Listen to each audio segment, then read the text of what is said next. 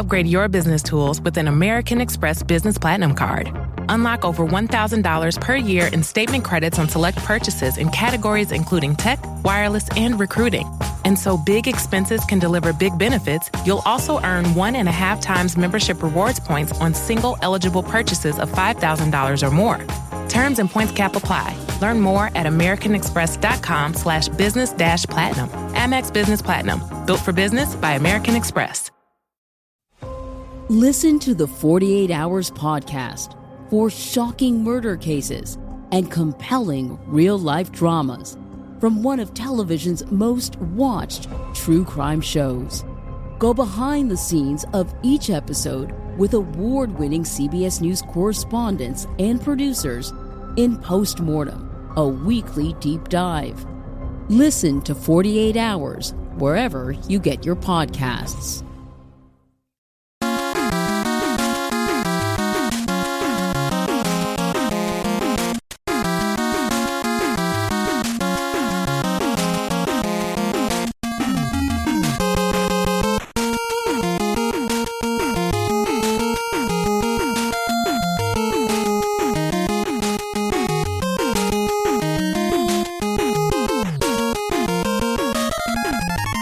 Hockey fans, are you ready to brave the wild with me, your host, Paladino Joey, or Joey Awajan? Brave the Wild is available on all your favorite podcasting apps. Thank you once and always for downloading and listening to this show. It is a great pleasure to be back on board with you once again today. At long last, spring cleanups are done. I'm finally able to get caught up with the show. Of course, watched every game. Of course, kept up with everything. Of course, felt the roller coaster of the whole thing, the big wins, the big losses. And, yeah, I don't know, another playoff first-round exit. Minnesota Wild lose the series in 6 games, 4-2. Of course, you already know that.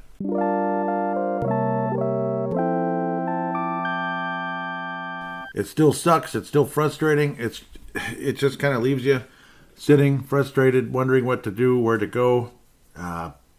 Kevin Fiala, what is there to say now? I'd still like to keep him in some ways, but unfortunately, I think it's over. Kevin Fiala has 1 goal in 13 playoff games. Ryan Hartman didn't do anything. Gaudreau, who was on fire, didn't do anything. It's just crazy to think of how amazing a season certain guys can have, and then how the playoffs change so dramatically, and they're just not ready for it. I mean, Hartman, 34 goals. Didn't score in the entire series. Fiala, 85 points, 84 points. Amazing season. And nothing, basically. A couple assists. Johnny, I almost called him Johnny. Freddie Gaudreau. Of course, Johnny's doing okay. Calgary's still hanging in there in an epic series with the Edmonton Oilers in the Battle of Alberta. We'll talk about that a little bit. I'm not going to make the show focused on that so much, but maybe just kind of updated predictions, I suppose. But just another annoying finish for the Minnesota Wild, losing in the first round again, and the ultra frustrating feeling that your head coach was outcoached, that Dean Evason was quite simply outcoached by Craig Berube. Craig, I'm just teasing. Craig Berube. It's extremely frustrating, extremely sad, and I don't know. I ranted. I went absolutely berserk on Twitter. Unfortunately, the series has ended a time ago already, by the time I'm finally recording this, so I've certainly cooled down since then, but the frustration certainly still remains. The good news is that Kirill Kaprizov had 7 goals in the series. He was absolutely epic, absolutely spectacular, and he certainly looked the hungriest and the most frustrated in the handshake line when the series had ended in an absolutely awful Game 6. And just, a lifeless Game 6 when the Wild finally went to Cam Talbot about maybe 2-3 games too late there. In that one, Craig Berube made the change, bringing in Binnington, and things started to change pretty quickly for the St. Louis Blues. All of a sudden, they look like a possible cup contender. We'll see how things go with the Colorado Avalanche, as that series is knotted up 1 apiece. But at the end of the day, what more is there to say? The special teams let us down once again. Piss poor power play. Did absolutely pretty much nothing in this series. Pathetic penalty kill. Every time there's any type of man advantage one way or another, it feels like nothing's going to happen positively for Minnesota. You go on the power play, you get your weak attempt here and there, it gets stopped, blah, blah, blah.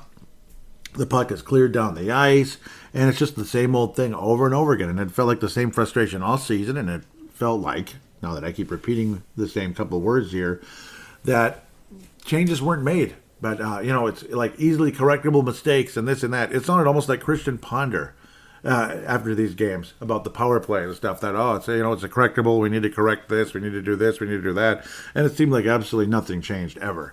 So it left the average Minnesota Wild fan, the experienced Minnesota Wild fan, and the most casual Minnesota Wild fan, extremely frustrated. And left with, well, why don't you just correct the damn thing then? Obviously easier said than done, but it just felt like there was no change, there was no focus in a different direction. And of course, Dean Evason made absolutely no changes to any of the lines. And then again, you finally changed the goalie by game 6 when it was pretty much, too little too late, as they say in the business. Mediocre goaltending throughout the series also kind of left you wondering, where do we go from here now? Because, Fleury's a free agent going in. Cam Talbot, obviously with Kelly Talbot on Twitter, ranting and frustrated and talking about their next adventure, which always sounds like going to the next team, moving to a new city, and blah, blah, blah. So, great. And then you get the cap crap coming into play. That just kind of adds to the ultra frustration and fear going into the offseason. Obviously, Game 1 was depressing, and that was a tell of how this series could possibly go. How St. Louis utterly dominated the Minnesota Wild. I was kind of ranting a bit, talking with Derek in the private message, and he's like, it's not BS. It's just St. Louis is playing really well. And yeah, I agree with that. St. Louis did play really well, and at the end of the day, they were more ready than Minnesota was in this series. And the greatest part of all of this is the whole feeling of they wanted it more. It's always the other team. It's always the other team that wants it more. It seems like that's been the case with Minnesota sports since 92, when the Oakland Athletics wanted it more than the Minnesota Twins. Twins were leading in the division close to my birthday in late July. Summer of 92, here come the Oakland Athletics for a huge series. Sellout crowds in the Metrodome, which doesn't happen often unless it's a playoff game and it's, World Series, whatever. Sellout type crowds in the Metrodome, and the Oakland Athletics swept the Minnesota Twins. Where the year before, the Oakland Athletics came to the Metrodome and the Twins swept the Athletics. After falling behind in each game, the Twins would come roaring back and won, and then the rest was history as the season continued and the Twins wound up winning the 91 World Series in an insanely close series with the Atlanta Braves. Historic series that we still remember. Those of us old enough are blessed to remember that series. Blessed. Absolutely blessed. And then the next year was the opposite. Twins were leading in every game, and the Oakland Athletics, came roaring back, and they just wanted it more, What year is it? 2022. 1992. That is 30 years ago.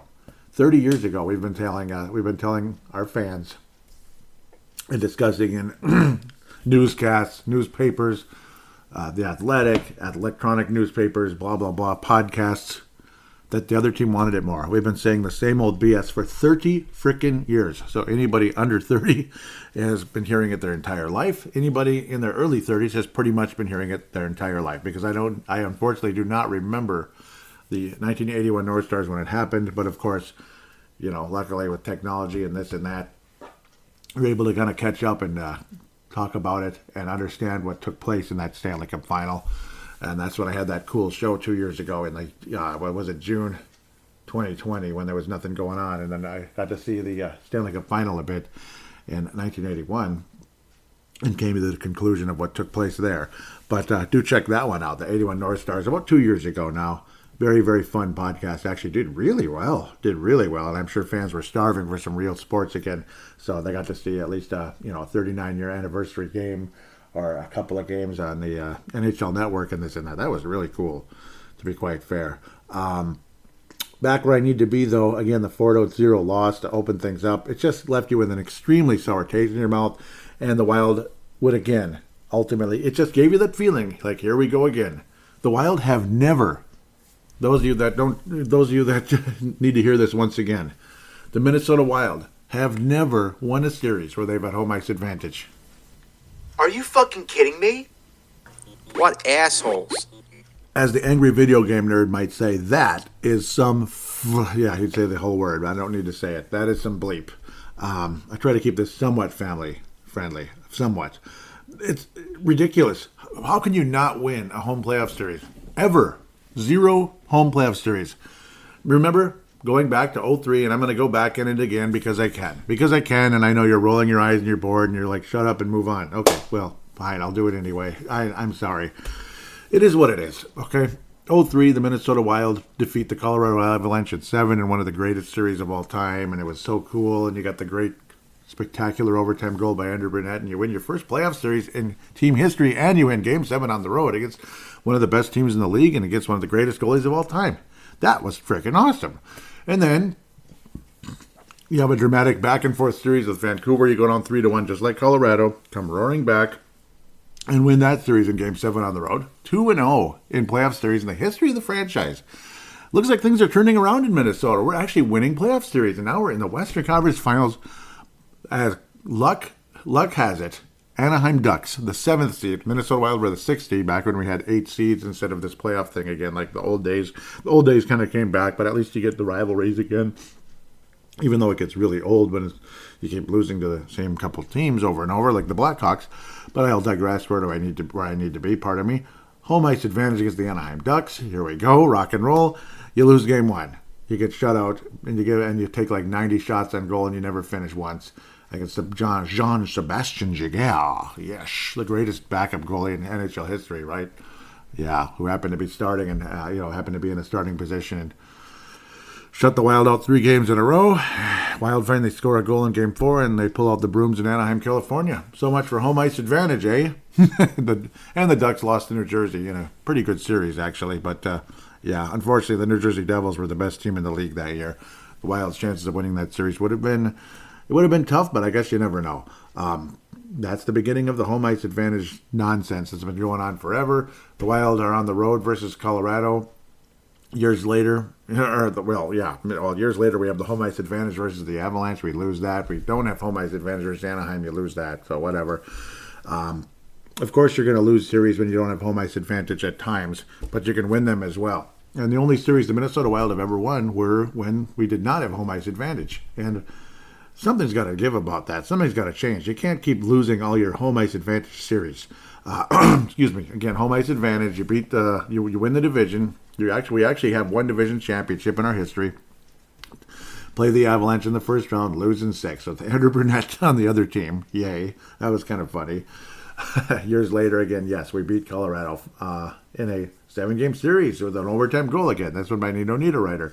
Then you beat St. Louis the next year in the first round with them having home ice advantage in only 6 games. It was actually probably the best playoff series in the history of the Minnesota Wild. We didn't even have to go to Game 7. We won Game 6 at home. We're closers. And then ever since, any type of home ice advantage has been a failure. Like home ice versus St. Louis, loss, Home ice versus St. Louis again, loss. So you get the idea, you get the point. What's really sad and disappointing though is you go up 2-1 in this series after beating the crap out of Husso 6-2 and then 5-1. That 6-2 win on the road, that felt really good. You even things up, and Kirill Kaprizov has a hat trick, and it was so cool. Unfortunately, Jules Eriksson got a hat trick taken away, but Kirill Kaprizov winds up with it with the empty net. Harbin at least got a couple of assists in the course of this series, so good for him. But outside of Kirill Kaprizov, there's one guy that's really, truly shown up in the postseason in both of these years, where Kirill didn't really show up last year. Fiala didn't show up last year. Boldy wasn't here at all, and we understand why now more and more, because he wasn't really, even this year, he didn't really look like he was ready for the postseason. He just didn't. Him being, again, Matt Boldy. Kirill Kaprizov was ready this time around. It's fantastic. But the other guy that's been the constant in the postseason, since he's had a chance at the postseason, is Jules Eriksson. Absolutely wonderful. Again, almost had a hat trick. Still wound up at 3 points in game number 2. He wins a couple of faceoffs, but not all of them. Looks like Freddie Gaudreau was the best faceoff guy in this game, and Ryan Hartman with a couple of assists in the game. Of course, again, we actually finally scored some points at the end of the day. Of course, I'm not going to review the whole series in depth because it's been a few weeks now already. what is it, at the time I'm recording this segment, the 28th of May, depending on how things go with my schedule this weekend, if I'm able to do this in one quick shot. It's going to be a 2-segment show, by the way. So, again, you come back and win Game 3, 5-1. The Wild have definitely solved Husso. Everything feels great. We're beating Husso. We're beating Ville Husso, who had been shutting us out all season, shutting us down, and, of course, shut us out in game number 1. Feels so awesome. Kirill Kaprizov, again, goal and an assist. Joel Eriksson, goal and an assist. Ryan Hartman, 2 more assists. So at least he's been picking those up, Hartman. So to be fair, even though he didn't score, at least he was a part of things a bit. But you still didn't see a whole lot out of Ryan Hartman, generally speaking, and it was frustrating. And, of course, health is definitely an issue. But you got to think every gosh darn team in the NHL has issues going into the postseason with injuries. St. Louis was depleted at the blue line, absolutely depleted. So, and you still couldn't take advantage in game number 4, and that was probably the most maddening of it all. And that's the game that ultimately lost this freaking series, is game number 4. At the end of the day, again, game number 2. I mean, you went 5-1. You're feeling great, 5-1. That's just a nice, solid butt kicking, and we did it on the road. We're up 2-1. We've regained home ice advantage. All you got to do now, if it comes to it, if you can't win the road games, just take care of Game 6 and just take care of Game 5 and 7, and you're good to go. That's all you got to do. That's all you got to do. Just take care of home ice, even if you lose Game 4. But the Wild actually probably should have won Game 4. That's the annoying part, because the Wild were kicking butt in that game at one point, and then we got our butts kicked, and the series went completely pear-shaped from there. The Wild lose 5-2 twice and 5-1 in a awful, disgusting game number 6 in St. Louis. Oh, just absolutely sick. Sick in a bad way. 15-5 is your final score in those 3 games. Kind of reminds you of the Pittsburgh Penguins, right? Way back in 91. Let's go back down memory lane one more time, right? You go up, you get that 2-1 lead. Wow, we're in the driver's seat. We have a 2-1 lead now. We have a real shot at this thing. And then it was like the way the Penguins kicked the North Stars' butts. Basically, after that, everything went downhill, and that's pretty much what happened from here on, which is really crappy and frustrating. But game number 4 was extremely maddening.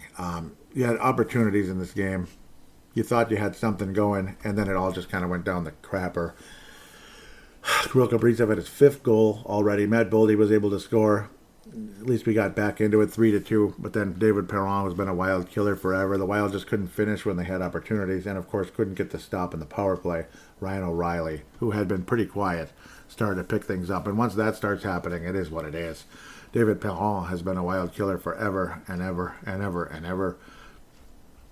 And that was definitely the turning point of the series. And again, of course, Jordan Binnington had been put in the net, and he's been fantastic ever since, to be quite fair, shutting down Colorado pretty good in the first 2 games of their series in the second round, which is where the Wild woulda, coulda, should be today, but are not.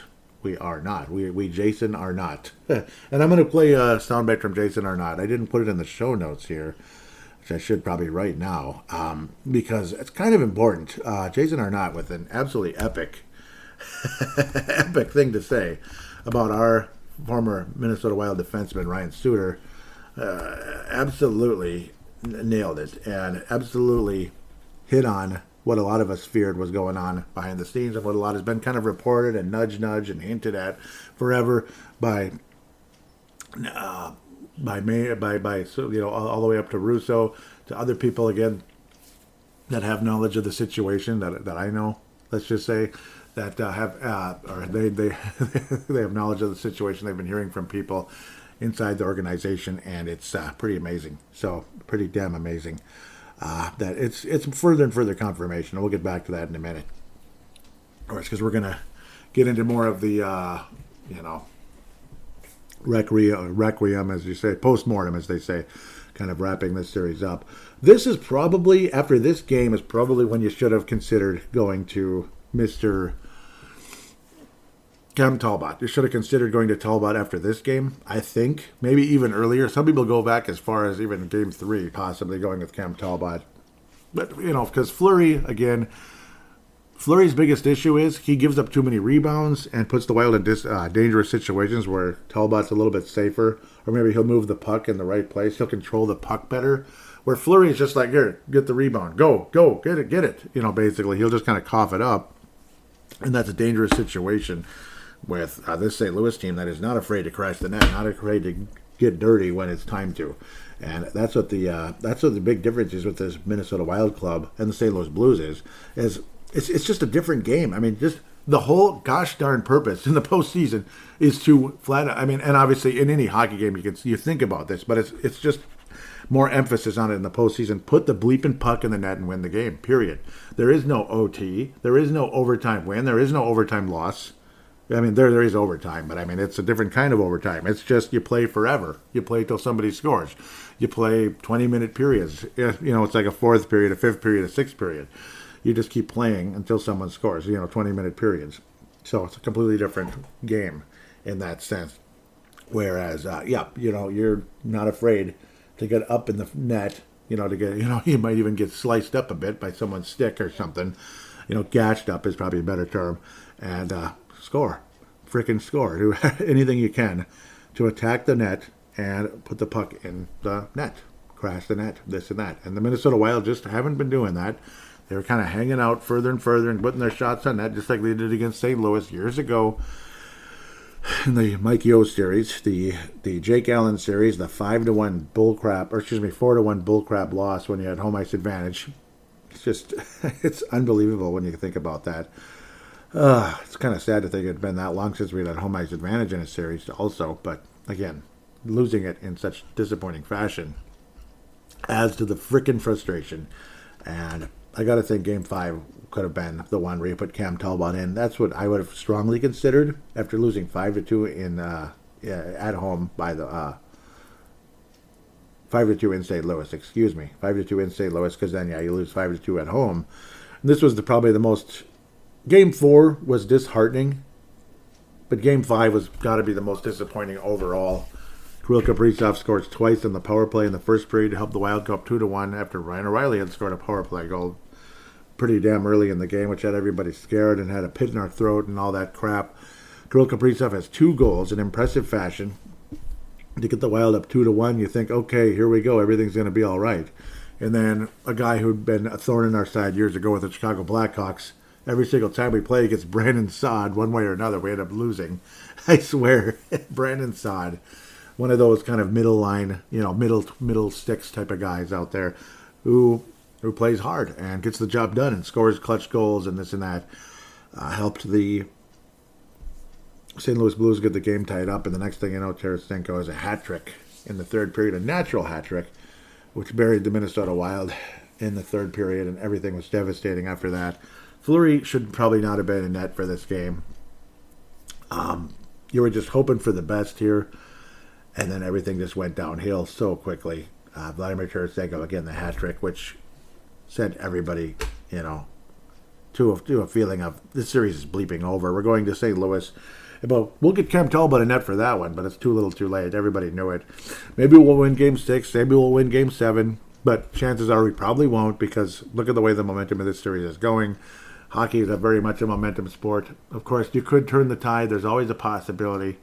But the lifelessness of this team in that third period, and the frustration and the absolute lifelessness of this team in game number 6 in St. Louis, after Nick Leddy was able to score late in that first period on Cam Talbot, the lifelessness of this team right after that was completely telling, where it just left you feeling like, did we just take a step back after having the greatest regular season in Minnesota Wild history? Kirill Kaprizov has 108 points, 47 goals. Ryan Hartman has 34 goals, pardon me. Kevin Fiala, 85 points, which is the second highest in franchise history. Matt Zuccarello, way up at the top, 79 points, 55 assists. Again, Kirill Kaprizov had 61 assists, so the most goals and assists, both combined, in the history of a Minnesota Wild player, with 108 freaking points. Made you feel like $1 billion, stuff like that. Joel Eriksson just under 50 with 49. Too bad he had to miss a couple games, but not too many. That's a guy that's a keeper with this franchise. Wild are absolutely blessed to have him inked to an eight-year contract at about a little over $5 million. Absolutely blessed to have Joel Eriksson Ek in this team. I don't think anybody disagrees. Ryan Hartman's contract, well, shoot, an absolute bargain of all time. It's just unfortunate when you go from a 34-goal season to 0 goals in 6 games in the postseason. So it just leaves you crying. Matt Zuccarello, back-to-back mediocre postseasons. Kevin Fiala, back-to-back mediocre postseasons. Marcus Foligno had been playing hurt for I don't know how long. Jared Spurgeon disappeared off the face of the earth. Jonas Brodin had a bad series. He was not good. I would have to say the entire defensive core looked like crap in this series. Some guys were slightly better than others, but generally speaking, they were terrible. They were bad across the board. Middleton was pretty bad. A big miscommunication with Fleury, and just overall wasn't good. Fleury was mediocre at best. Cam Talbot was below average, but also had been sitting out cold for a long time. Cam Talbot doesn't come back good when he's sitting out cold forever. That's just a fact. You overuse a goalie, they start to struggle. You underuse a goalie, they come back flat. It's stupid. It's absolutely bullshit how the Minnesota Wild stopped using Cam Talbot late in the season, which is like, okay, we're getting Fleury revved up for the playoffs. I don't know. That wasn't the best thing. It seemed like when the Wild were consistently going back and forth with the goaltenders, it was better.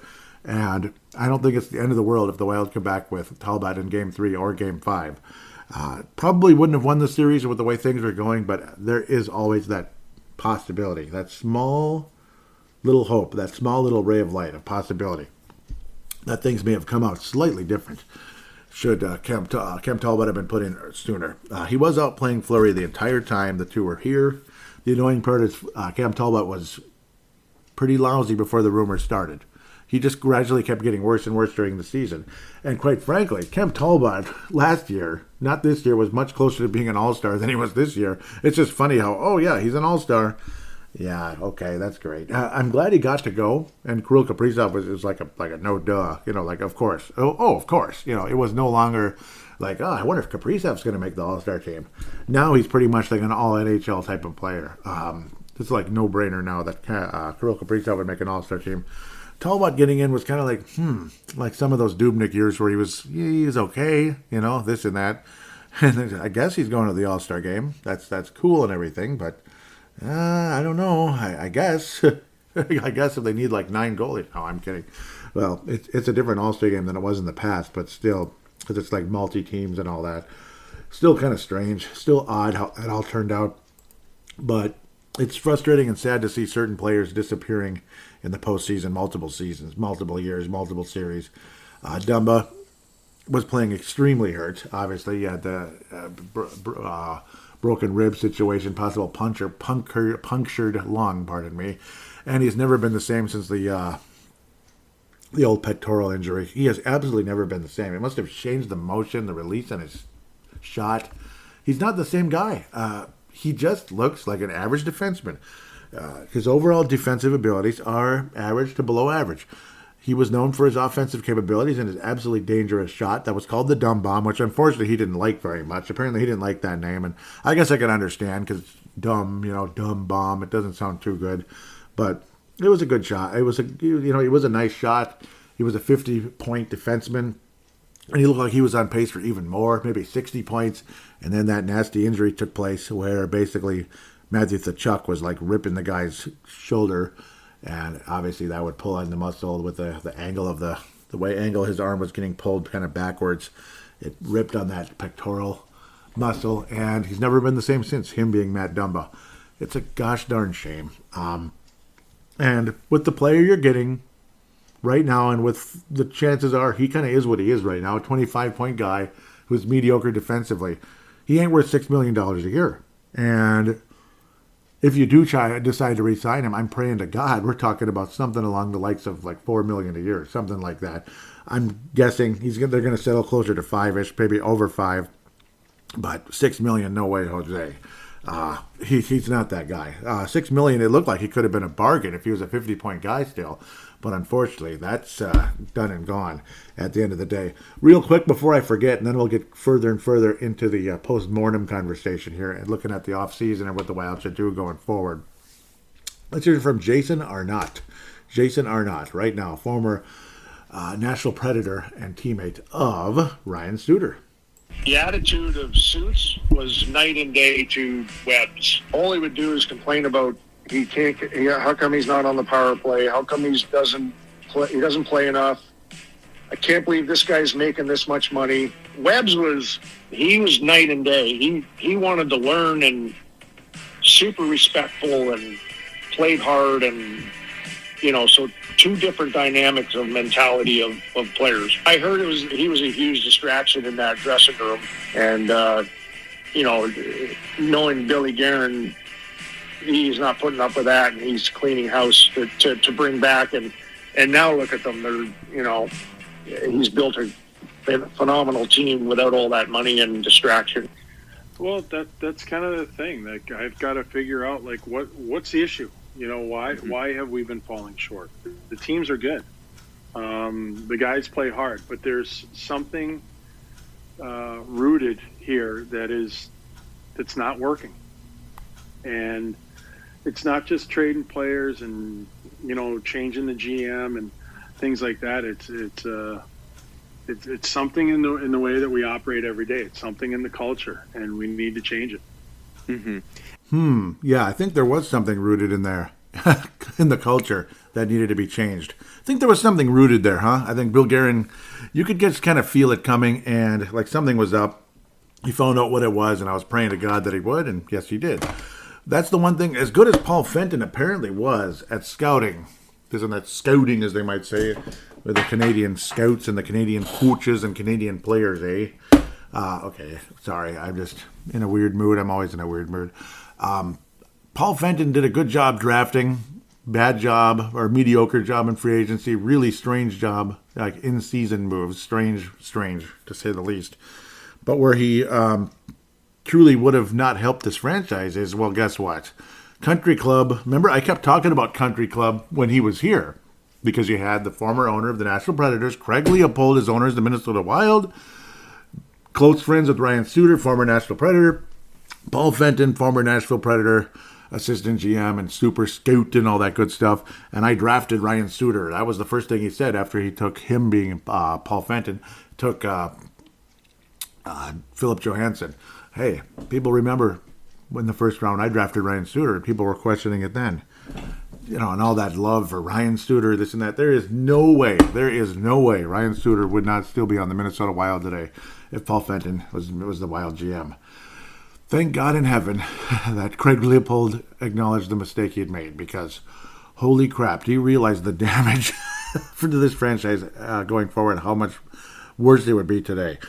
It's nice that the locker room's better. It's nice that there's a better feeling. It's nice that there's better leadership. It's nice that guys aren't selfish, that there's a better attitude everywhere, better point totals, this and this and this and that. The production in the playoffs still sucks, and you pray to God that can change.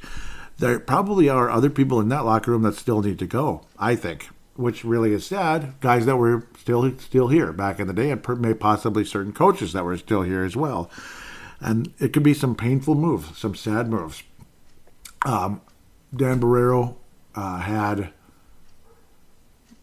Bill Guerin on just the other day, and boy, he defended Dumba like you wouldn't believe. He was absolutely PO'd at the thought of people, why does everybody want to run Dumba out of town? Why is it always Dumba? And it was a pretty awesome interview. I think most of you have heard it by now.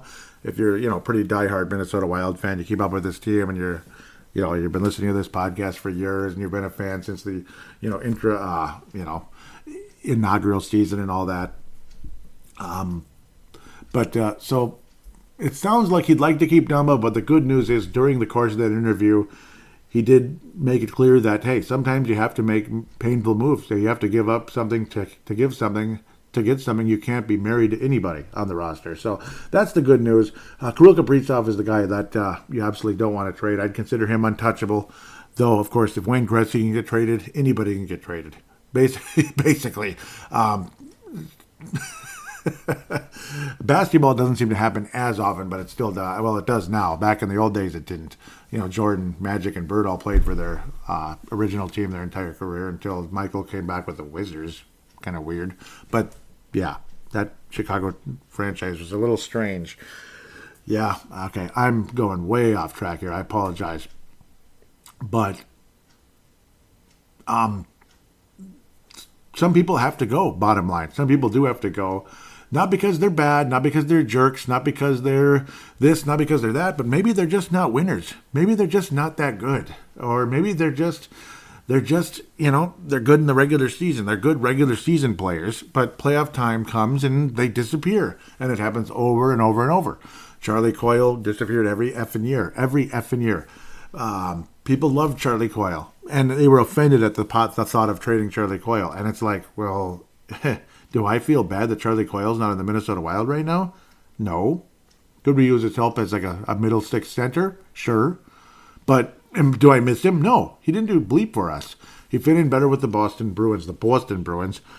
But now they're not winning in the playoffs either. Oh, well, too bad, so sad. Too bad, so sad about that. Niederreiter had his big moment, but other than that, he hasn't done jack bleep either, really, in the postseason. He didn't really do a whole lot after that. Did Niederreiter. Jason Zucker, the most popular of them all. Everybody loves Jason Zucker, and his wife is the coolest person ever. I don't give a bleep. He wasn't a winner either. He really wasn't. He was inconsistent. Jason Zucker, to me, was like Jock Jones of the Twins years ago. This popular left fielder who could get hot. He could hit some homers. He could be red hot. And then here come the playoffs, and he's 0-15 or 1 for 16. Woohoo! He got a single, and that's kind of Jason Zucker. Maybe that's Kevin Fiala. Maybe that's that pains me like no tomorrow to say that. Maybe that's Dumba. Maybe that's even Brodin of all people. I know that's really sacrilegious. Brodin's like probably the last of that group I would consider moving on from, like the last from the old guard, so to speak. I would move on Spurgeon before I'd move on Brodin. But Spurgeon disappeared. He was part of that Coyle, Niederreiter, Granlund, Coyle, Niederreiter, Granlund. I don't miss any of those guys. I don't miss them. Sorry. I don't miss them. But Spurgeon, Brodin, Dumba, they're part of that group. Fiala probably priced his way out of Minnesota anyway. And plus the fact that Bill Guerin continued to sign players, continued to make moves, and how he said quite a while ago, going all the way back to last year, that they've kind of already made their decision on what they're going to do with Kevin Fiala. Like we know what we're doing going forward. And then Bill Guerin continued to sign this guy and sign that guy. Including some surprises like Ellis Goligoski, but of course that was very possibly a handshake type of a deal. A lot of us kind of knew that coming in, but then we were hoping, okay, maybe the deal's off because he is lousy. Can we move on? Like, he got his $5 million, and that was the whole point. That was the handshake. Here's the big bucks. Now come back for a cheaper price. So the Minnesota Wild do re-sign him Minnesota Wild, Bill Guerin, you get the idea, sign him for an extension for $2 million. For 2 more years, not 1 more year, 2 more years, right in the heart of that, right in the heart of the heavy cap situation. Kulikov, he signed for the rest. He signed for next year as well. Can the Wild trade him? I don't know. Woohoo! John Merrill, it's not expensive, but it's still a raise. $1.2 million. It's a 3-year extension. Okay, and then you move on forward. Jordan Greenway, a $3 million extension per year. 3 years, $3 million. Not that I'm mad that the Wild signed Greenway. It's just that, hello, Kevin Fiala. Hello. No, it looks like no to me. That was funny because they're right on top of each other. Joel Eriksson and Kevin Fiala. I'm like, wait a minute, he got an extension? No, he didn't. That was Joel Eriksson. Some people gotta go. Zuccarello, 2 more years, and people might be talking to me right now. Zuccarello, you want to get rid of Zuccarello? Are you serious? Are you gonna? Do you really want to stab Kirill Kaprizov in the back? I don't know. Is it really stabbing him in the back, or is Kirill Kaprizov the real reason why Zuccarello's numbers went up? Is Zuccarello the real reason why Ryan Hartman's numbers went up? Ryan Hartman's a bargain at 1.7. Yeah, but he should be a bottom 6 guy, I think. Bottom 6, not bottom 3, bottom 6. Maybe middle 6, woohoo. Top line center, no. Top line center numbers with 34 goals, absolutely beautiful. But obviously, when you have talent like he did, Matt Zuccarello's great passing skills and Kirill Kaprizov's great passing skills, along with his great goal-scoring ability, it's crazy. Crazy ability, and it's something to take advantage of. It'd be nice to see a younger, more talented player in that position, if humanly possible. Maybe Tyson Jost. So far, I haven't seen anything from Tyson Jost. But again, that's another guy. That's $2 more million right there on the books that wouldn't have been on the books before the move. Maybe you just walk. Maybe just let the young guy walk. Sturm. You just let Sturm walk at the end of the year. Or, because we actually did offer him an extension, which actually was going to be higher but longer. So he would have committed to, a smaller price, so to speak, than what he may have gotten going forward. I have no idea what's going to happen with Nico Sturm. I don't think he's worth more than $2 million a year. He was offered. I've heard multiple sources, obviously. Me and Derek were having an off-mic conversation, if it's okay to say this, I hope. I don't think it's not that insiderish. He was saying it might have been something like 1.5, really low for 5 years, which is, a long commitment for a small amount. Kind of like, well, that's just, you get the idea, like a Ryan Hartman. Where that could get frustrating if you outperform that price. Whereas Sturm, I don't know. Is the other rumors I've heard, it was 2.5, something like that, or 2.25. It's still a small amount, but Sturm, I don't know if he's really worth more than that.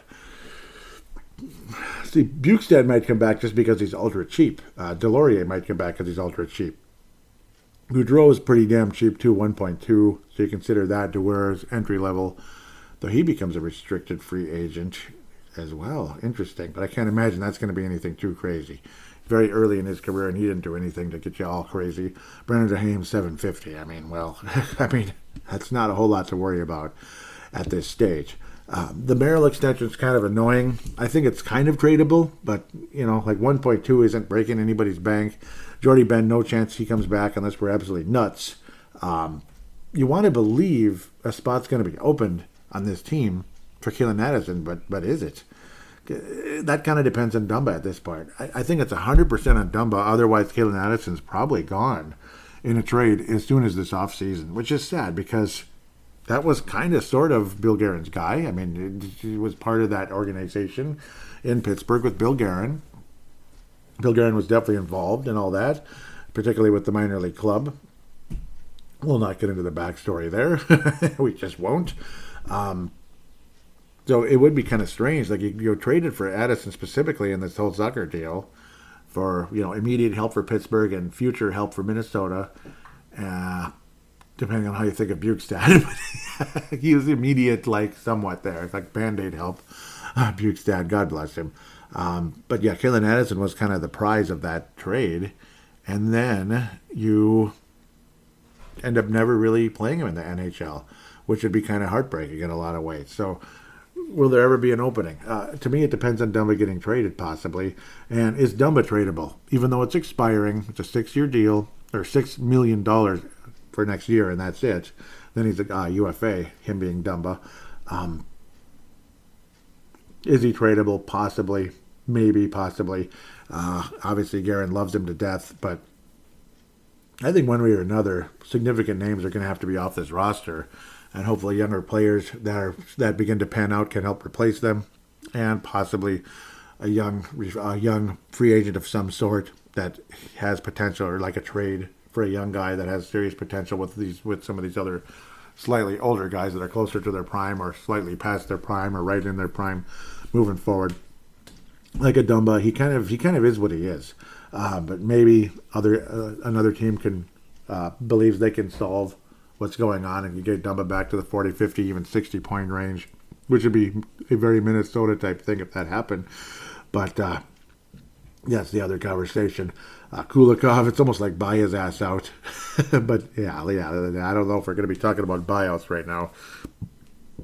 But, that's a guy I would not mind if he was gone. Obviously, you have tons and tons of help coming in the grapevine, but most of them are Iowa bound, not Minnesota bound, because it's too early. Ryan Works going to Iowa. Damon Hunt's going to Iowa. I am dancing on the clouds about it. I'm absolutely happy, absolutely thrilled about those guys coming to Iowa. Rossi, hopefully, pray to God he's NHL ready next season. Please. First off, it is Iowa bound. Beckman will be back in Iowa, got to think. Blah, blah. I think Marshall Warren, he's still in college, right? Nikita Nesterenko. He was drafted at 19. Dude. He's super young, isn't he? He just turned 20. So he could, obviously, be in the, he's not a junior player anyway. He'd have to leave college. So I think he's staying there. And all these other guys like Benoit and all that stuff, they're stuck in juniors because they're under 20. Carson Lambos is under 20. He turns 20 on Jan 14. So maybe, just maybe, he can join Iowa later in the season if they allow that, depending on the rules there. Carson Lambos, there's absolutely a future with him. No question. 47 points in 51 games with the Winnipeg Ice in the WHL. Yes, it's juniors. Yes, Beckman was like a 100-point type of guy. Supreme talent in the juniors. And he was kind of mediocre in the AHL last year. I'm not sure what happened with Adam Beckman. Not 100% sure. But the hope is we lose Kevin Fiala. Well, Adam, let's see if you can. The hope is he might be one of those guys that could emerge and become a really good left winger in the National Hockey League to help this team going forward. Who's Nadinov? Obviously, I mean, he might end up being a trade chip, but at the same time, he plays a position that is of need. So is Marco Rossi. The crappy part about all that, both of them are undersized. Both of them. Who's Nadinov is 5'9", man. Who's Nadinov is 5'9". Marco Rossi, the good news is he's thick. He's 5'9". He's thick, powerful, this and that for a smaller guy. So he'll be a pain in the butt to deal with one way or another. And he had a fantastic season statistically in the AHL, but seemed like a tiny bit off, particularly later in the year. And of course was not happy that he wasn't in the NHL and might have been pouting a little bit. That's the conversation. Some people talk about how he wasn't, that there was no pouting, this and that. He was fantastic. But those are the kind of people working for the organization. That's the last thing they want to talk about is Marco Rossi pouting or whatever. So that's part of it, even though behind the scenes they might be saying exactly that. But it could be a hell of a team in the AHL next season. Some of these guys get there and they pan out. Hovinoff is another. So far, he's headed down the same path as Dmitry Sokolov, which is extremely disappointing. Consistently out of shape, doesn't get along with the coaches like you'd like. It's freaking frustrating. I'm not sure even if Sokolov didn't get along with the coaches, but just constantly an issue with him being out of shape. He played 4 games in the KHL last year and had 1 goal so far. Dmitry Sokolov. Oh, this past season. Just a guy that just doesn't seem to be focused where he needs to be. Swaney's another one of those dark horses. Wonderful in the AHL, which is a good sign. But he's also an older guy. He played all the way through college. Mason Shaw, Some of us think he could be a nice NHL bottom 6 type of player. Others think not so much. Bryce Misley, it's like a long shot at best. I love Bryce Misley, but unfortunately it does feel like a long shot. Sam Hench is going to Iowa. That's wonderful. So you got a good vibe there. The good news is at least we have pieces coming forward as we head into these tough times. It's going to be like an eclipse, like a big, it's like an eclipse. We got to get through this big eclipse here where the moon's going to cover up the sun. That's the Suter Parisi situation. Here comes the eclipse. Now, can we survive this? Can we get through this?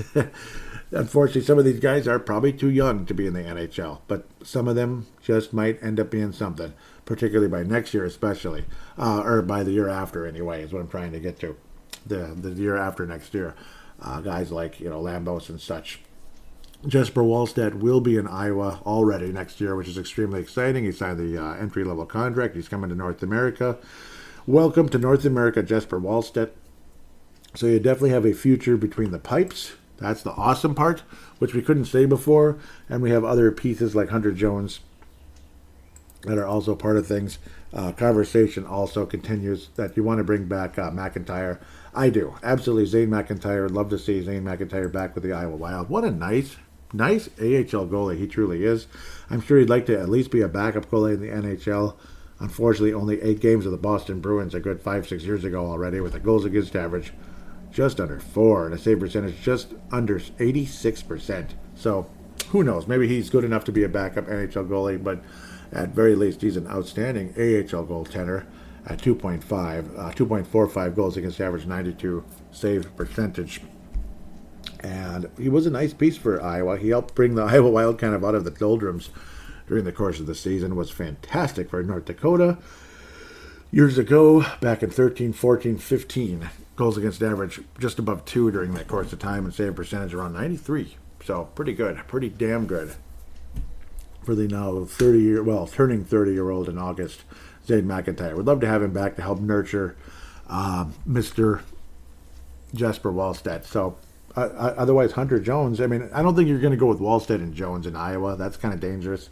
So, Zane McIntyre, I think, if he's willing to, would love to have him back. If I had any say on it, I would be like, yeah, he'd be my guy for Iowa to help Jesper Wallstedt get going. Maybe in a year or two, it could be NHL ready for Jesper Wallstedt, possibly. A year or two, it's going to, it all depends. It really does. I liked how Kaapo Kähkönen developed in Iowa during the course of a few years. I thought he just continually got better and better, and definitely wishing him the best going forward. I wasn't the happiest guy in the world to see him go. In fact, I wouldn't have minded Kaapo Kähkönen being the backup for Jesper Wallstedt in the future. But apparently those days are over. The chances of that happening are completely done. So it's a little sad for me to see that happen at the end of the day.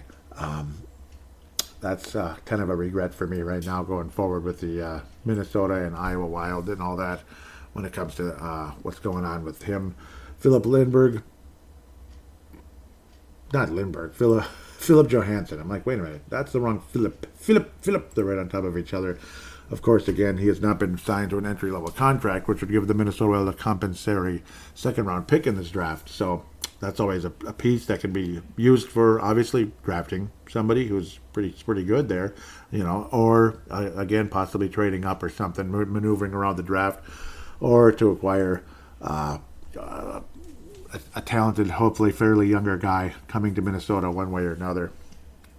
Be it a center, a goaltender, who knows, a defenseman, something. Any position. I think the Wild could use help at every position right now. No question about that. Winger is obviously, we're strongest there, no question about that. Center is what it is. I mean, you need a center like you need a good pitcher in baseball. You need a good goalie like you need a good pitcher in baseball too. And defenseman. Defenseman, which is a position that was never of need for so long, has become a position of question at the very least. At the very least. Particularly in that postseason, they were so terrible. They were lousy, to be quite fair. Lambos, Pert, guys like that going forward. Very exciting. Ryan O'Rourke, Damon Hunt. I mean, I'm very excited. I want every one of those guys to make it to the NHL and have a success with the Minnesota Wild. So that's the good news. You have a ton of pieces. You have Marshall Warren, who knows what's going to happen there. Simon Johansson's coming to Iowa. So the other Johansson is coming to the Iowa Wild. We'll see how he turns out. I don't think he's NHL caliber, but we'll see. We'll see. Some of those Euro numbers are what they are. They're strange. He actually did have 32 points for the I can't even say it. It was temporary. Yeah. in Sweden there. 6'2" though, like the size. 6'2", about 190. Not that big, but not small either. That's the good news. So at least reasonable size. They're kind of medium, bigger size. And he was productive, but unfortunately, that's a smaller league though, like a more minor league there compared to some of the others. For where he had almost no numbers at all for the Swedish Hockey League, like 7 points in 34 games, 4 points in 37 games, stuff like that. So Liga, if I'm saying it correctly, SM Liga, a little smaller, but 32 points in 58 games. We'll see how Simon does. He's still 22 years of age, still got something. And Philip Johansson, I guess you never know. He showed signs occasionally. For Frölunda, that's the actual Swedish Hockey League. So again, the more major league level, 11 points in 47 games, 11 points in 46 games the year before. So kind of funny how all that turned out, like identical numbers. Before that, Philip Johansson scoring anything was like, whoa, wow, kind of like Nate Benoit so far in the U.S. Hockey League. Nate Benoit is obviously a bit of a dark horse going forward, but yeah, you never know. Bankier, Masters, Pilar. I don't know. I think they're long shots as well, but there's a chance. There's still a chance. Wallstedt, Lambos, and Peart, I think all three of those can make the National Hockey League for sure. I absolutely think so. No guarantee, but very strong chance. Peart, a power play type of guy. Lambos, a bit of everything. Just outstanding. And Wallstedt, we hope and pray to God, is a number one goalie and a legitimate number one goalie that you can talk about for years and years and years from to come. Capo Kakinen again. I mean, I just kind of coming back to him real quickly again. It's a damn shame. It's nice to see that, yeah, he picked things up late in the year. Obviously, no pressure on him whatsoever. But at least he improved the numbers as he got to be in the net a little more for the San Jose Sharks. Got his goals against average under 3 and was basically identical numbers, wrapped up with actually identical numbers, if you can believe it, to what he had with the Minnesota Wild this year. A little under 3 to 2.86 and a save percentage, almost 92 actually, slightly higher with San Jose Sharks down the stretch as he kept getting a little bit better. It was a pretty crappy team, to be quite fair. The Sharks were definitely kind of starting over there, but well, they might have a legitimate goalie going forward. Maybe, because they have struggled between the pipes for years and years and years and years and a while. Yeah, you get the idea. At least there's somewhat of a bright future. Again, what do the Wild do with Kevin Fiala? Possibly New Jersey, possibly Ottawa. You might be able to get like a 7th pick or something going forward. You might be able to get a top 10 pick in the trade. Otherwise, it sounds like the chances of the Minnesota Wild getting the second overall pick from the New Jersey Devils for Kevin Fiala are pretty slim at best. It's like extremely unlikely going forward. Because, yeah, they would have the number 2 pick in the draft. Ottawa would have the 7th. Yeah, that's what I thought. That's a stronger possibility. Going forward, Ottawa absolutely loves Kevin Fiala. New Jersey loves Kevin Fiala. This and that. I don't imagine Fiala winding up in Arizona unless he's thinking the same way that Jack McBain did. Seattle, that would be kind of crazy. He's not going to Montreal for the number 1 pick. Shane Wright, center. Yeah, possibly going there. Very, very good possibility. Maybe Detroit. I don't know. I doubt it. But it sounds like those are the top possible teams, New Jersey and Ottawa, where Kevin Fiala may wind up. And another one possibly is the Los Angeles Kings. That's been brought up recently. Their pick is 19th. Which, okay, I mean, maybe you get that, and then, you know, some other pieces from the LA Kings. Let's get Kopitar, too, if that's okay. We'll take Kopitar, you know. Yeah. No, I doubt it. Minnesota wouldn't pick until 27th, thanks to our wonderful record that got us into the, we got us a loss in the first round. Sounds familiar, doesn't it? Sounds familiar. Yeah, well, right now the Minnesota Wild with the 27th pick would be taking Owen Pickering, according to the mock draft here, my NHL draft. 6'4", left shot defenseman. He is from Swift Current. That's an interesting name, Swift Current. So it's a fast-moving current there. Yeah, it's fast-moving current. The Swift Current Broncos of the WHL. 33 points in 62 games. Obviously super young, so a lot going on there. Moving forward with Owen Pickering as a possible guy coming in the mock draft. 33 points in his first full season in the WHL, also known as the Western Hockey League, which sounds like the direction the Minnesota Wild would go because we've been taking WHL players every single draft, and the Q has been ignored big time. But, of course, the Q was shut down a lot more than the WHL was, which is freaking annoying. Bring it back. Let's go. Bring back the Q. That'd be cool. Bring back the Q. And I don't mean QAnon. That one's a little bit, that one's a little bit out there, a little bit. Yeah. It's a little crazy. But again, there's hope. Will it lead to anything? I'm not sure. I'm praying to God that it does. Right now, though, I mean, it's all yet to be seen. Kirill Kaprizov, we were all like praying to God. Hopefully he can at least be a 35 goal scoring player, 40 goals. That'd be great. And he went way beyond our expectations. Now, hopefully, him being Kirill Kaprizov can continue that going forward. Come back with 100-point seasons for the next 10 years and stay with Minnesota forever. That would be absolutely great in a perfect world. And hopefully hoist a cup or 3. That would be great.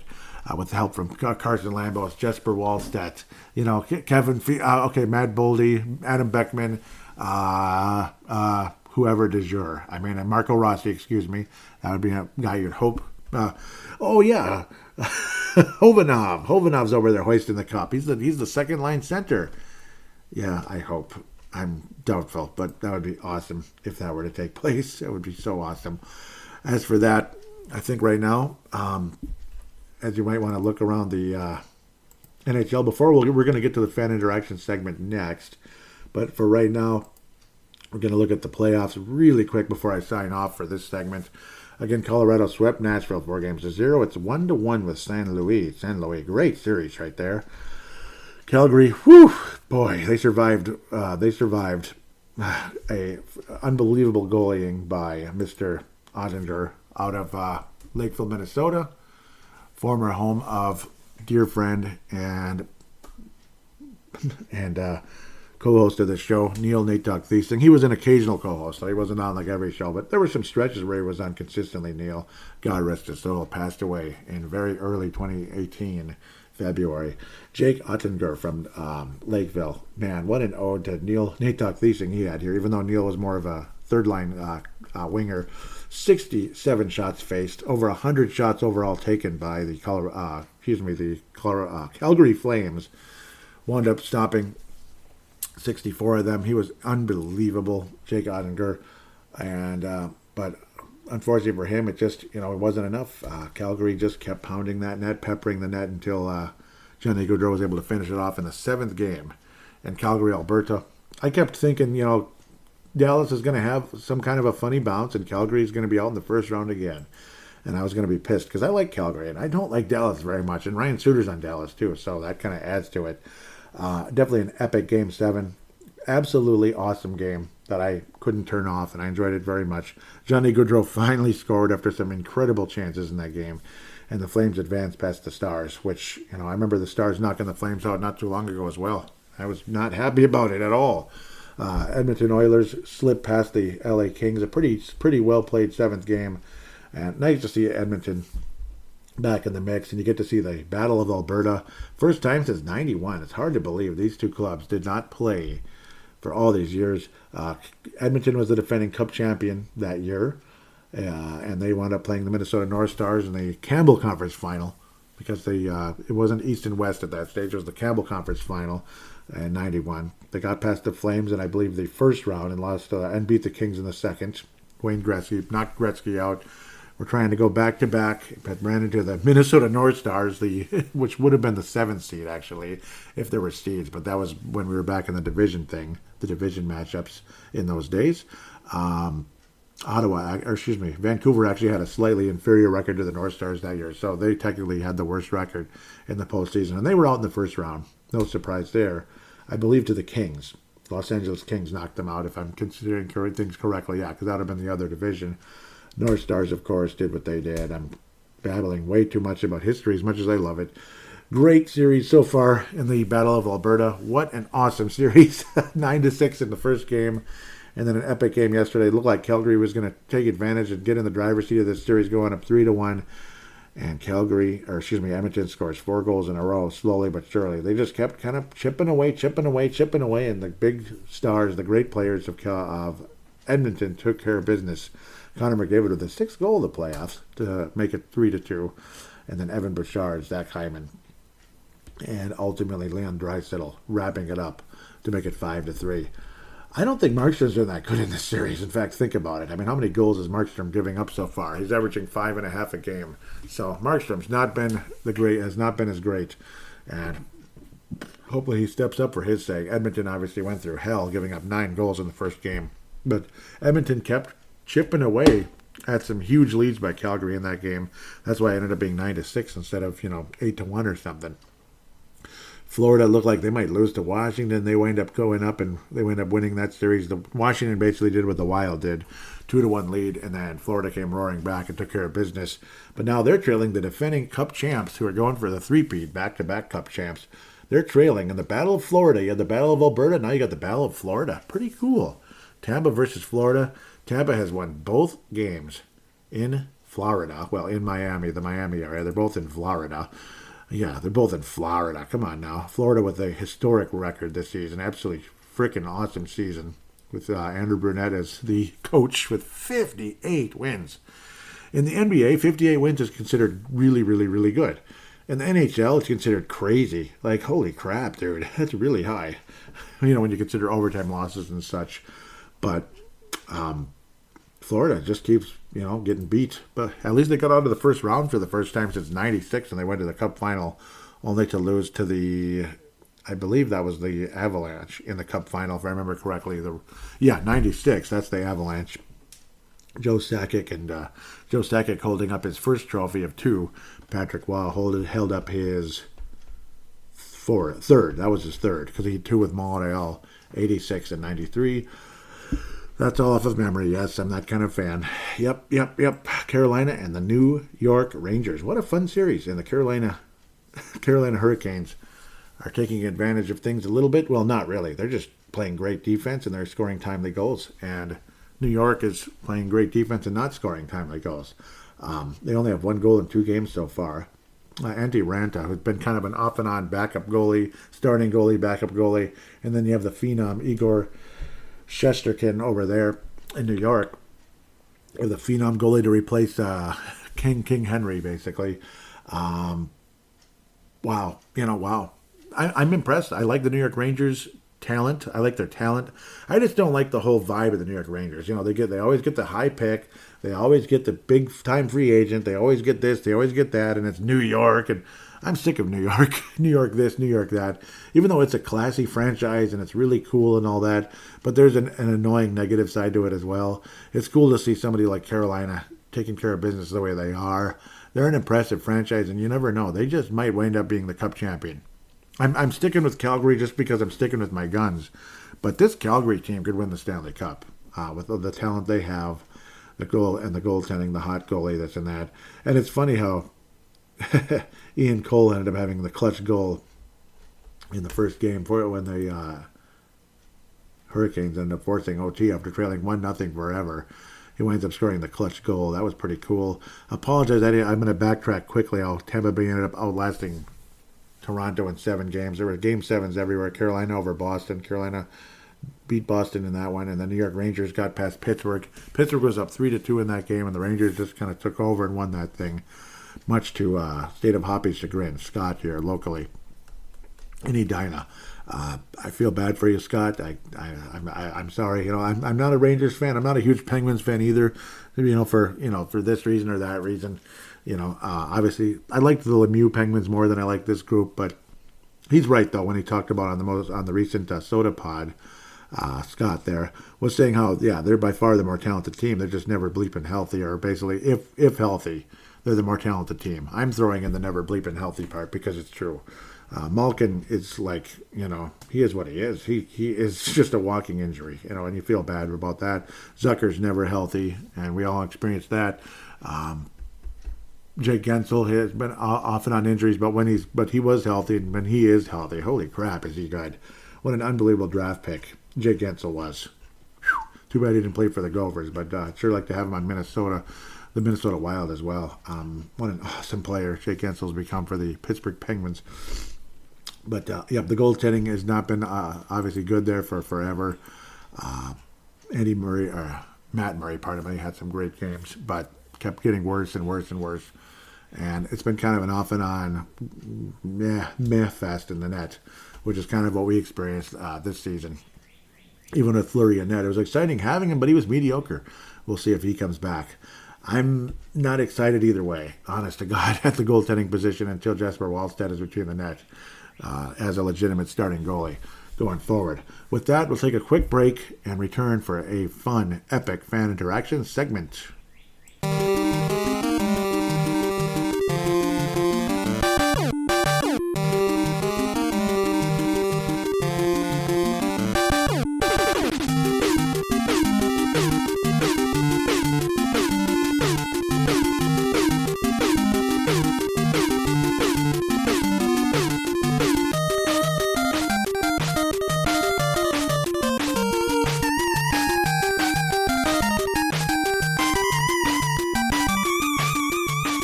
And we are back here on Brave the Wild, segment number 2, fan interaction segment, all the way. Hashtag BTWMN, hashtag BTWMN. Always put that in your tweets. At Brave the Wild is that Twitter account. And we're going to pick up where we left off if humanly possible. Tom Hayen was saying, he was sharing the most recent episode, saying it's just about time to start circling those wagons. Norm Green sucks. Yep, that was as I was saying.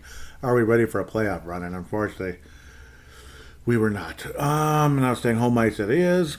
Got some likes, got a response from Derek, says no excuses, the Minnesota Wild better take advantage of it. And of course they did not. Yep, we never got it done. Brian Herrera says, I picked the Wild to win the Stanley Cup. Let's see what the bracket challenge, let's see what his looks like for curiosity. And I think I shared mine as well. Oh, come on, I gotta sign in. Get out of town. Okay, that's enough. So he picked the Wild to win. I don't know why it doesn't show the whole damn thing. See, this one is okay because mine I actually like captured it. I wish you captured it. Just use your little what do they call that? Screenshot. Yep, mine. I shared mine. Yep, Avalanche over the frickin' Nashville, Wild over St. Louis in 6. I picked them in 6. It should have been 7, but whatever. I actually had the Wild beating the Avalanche, and there's no number, and then losing to Calgary in the Western Conference Final. Calgary over Dallas in 5. Boy, was that wrong. Edmonton over. See, a lot of these should have gone 7. I actually had the Rangers over the Penguins in 7. So I apologize, Hoppy, for that. Edmonton in 6 over the Los Angeles Kings. Battle of Alberta. I did have that ready to go. I'm glad I did. Calgary will beat Edmonton. Yep, and I'm sticking with that. Yep, I had Calgary over Edmonton, and then Calgary to the over us, Minnesota, in like 5, 6, 7, whatever the heck, but beating us and winning the Western Conference. Florida over the Capitals in 5. Tampa over the Leafs in 7. That was accurate. Cool, I did something right. Carolina over the Boston Bruins in 6. And New York over Pittsburgh Penguins in 7. So I was right about every team in the first round except Minnesota over the frickin' Blues. Isn't that crazy? So just my little quote-unquote homer pick, which shouldn't have been a homer pick, but I don't know. The Blues were a good team. So it's not like, it's not like... it's crazy with either team with either team winning. It's just crazy and frustrating with how badly we didn't win that series, with how badly we lost. Calgary versus, Florida over Tampa, which is probably going to be wrong. Carolina over the Rangers, which is probably going to be right. I think Carolina goes to the East Final. They're up 2 games to zilch, as you guys know. Guys and gals, pardon me. Hopefully there's some females listening. Florida and Carolina in a conference finals, a little southern hospitality. Either way, it's going to be that way, probably. You're going to get the big New Yorker out of there. And Calgary versus Florida in the finals, and I think there's going to be some, it's going to be Calgary versus Florida, with Calgary winning the Stanley Cup in 6 or 7. I think that's what I believe, though. I think Calgary wins the Stanley Cup. I'm sticking with that, actually. I could be wrong, but I'm going to stick with it. Could be Calgary and Tampa again. 2004 rematch, and if that happens, if Tampa's hot enough to get there again, they just might have a 3-peat. We'll see. Maybe they're the next New York Islanders that way, where people weren't really expecting them to be like champion, and then they just keep doing it. Mike Mokov 65, very similar to my prediction. So I'm guessing he has the Flames winning the cup as well and playing Minnesota in the West Finals, or maybe it's Minnesota winning the cup, but unfortunately, if we did, we were wrong. So most of my teams are still alive. It's just some of them aren't doing as well as others. I was flipping out. Yep, I'll get back to that in a second. I have a hat trick for Joel Eriksson Ek, and then that got canceled, and then it got canceled just like other things do. Ultimately, I wound up going to Mr. Kirill Kaprizov instead, because Marcus Foligno was offsides. Thank you very much. I was saying Matt Dumba is overrated. I'm still Team Fiala despite the poor playoff performance so far, and I don't think everyone agrees with that one, unfortunately. Ray Prubin says they both might go. I think you're actually very accurate on that one. Paul Golnick, hopefully I'm pronouncing that correctly, Paul. He says, I wouldn't doubt the thought it's his potentially last chance in a Wild sweater. Has been weighing on him all series. Yep, and him being Dumba, I'm guessing. Yeah, I wouldn't doubt it either. It is a pretty good chance of that. I was saying one major positive going forward is the amount of defensemen in the grapevine. Now pray to God they will pan out, starting with Lambos, not to mention Wallstedt as the goaltender coming forward.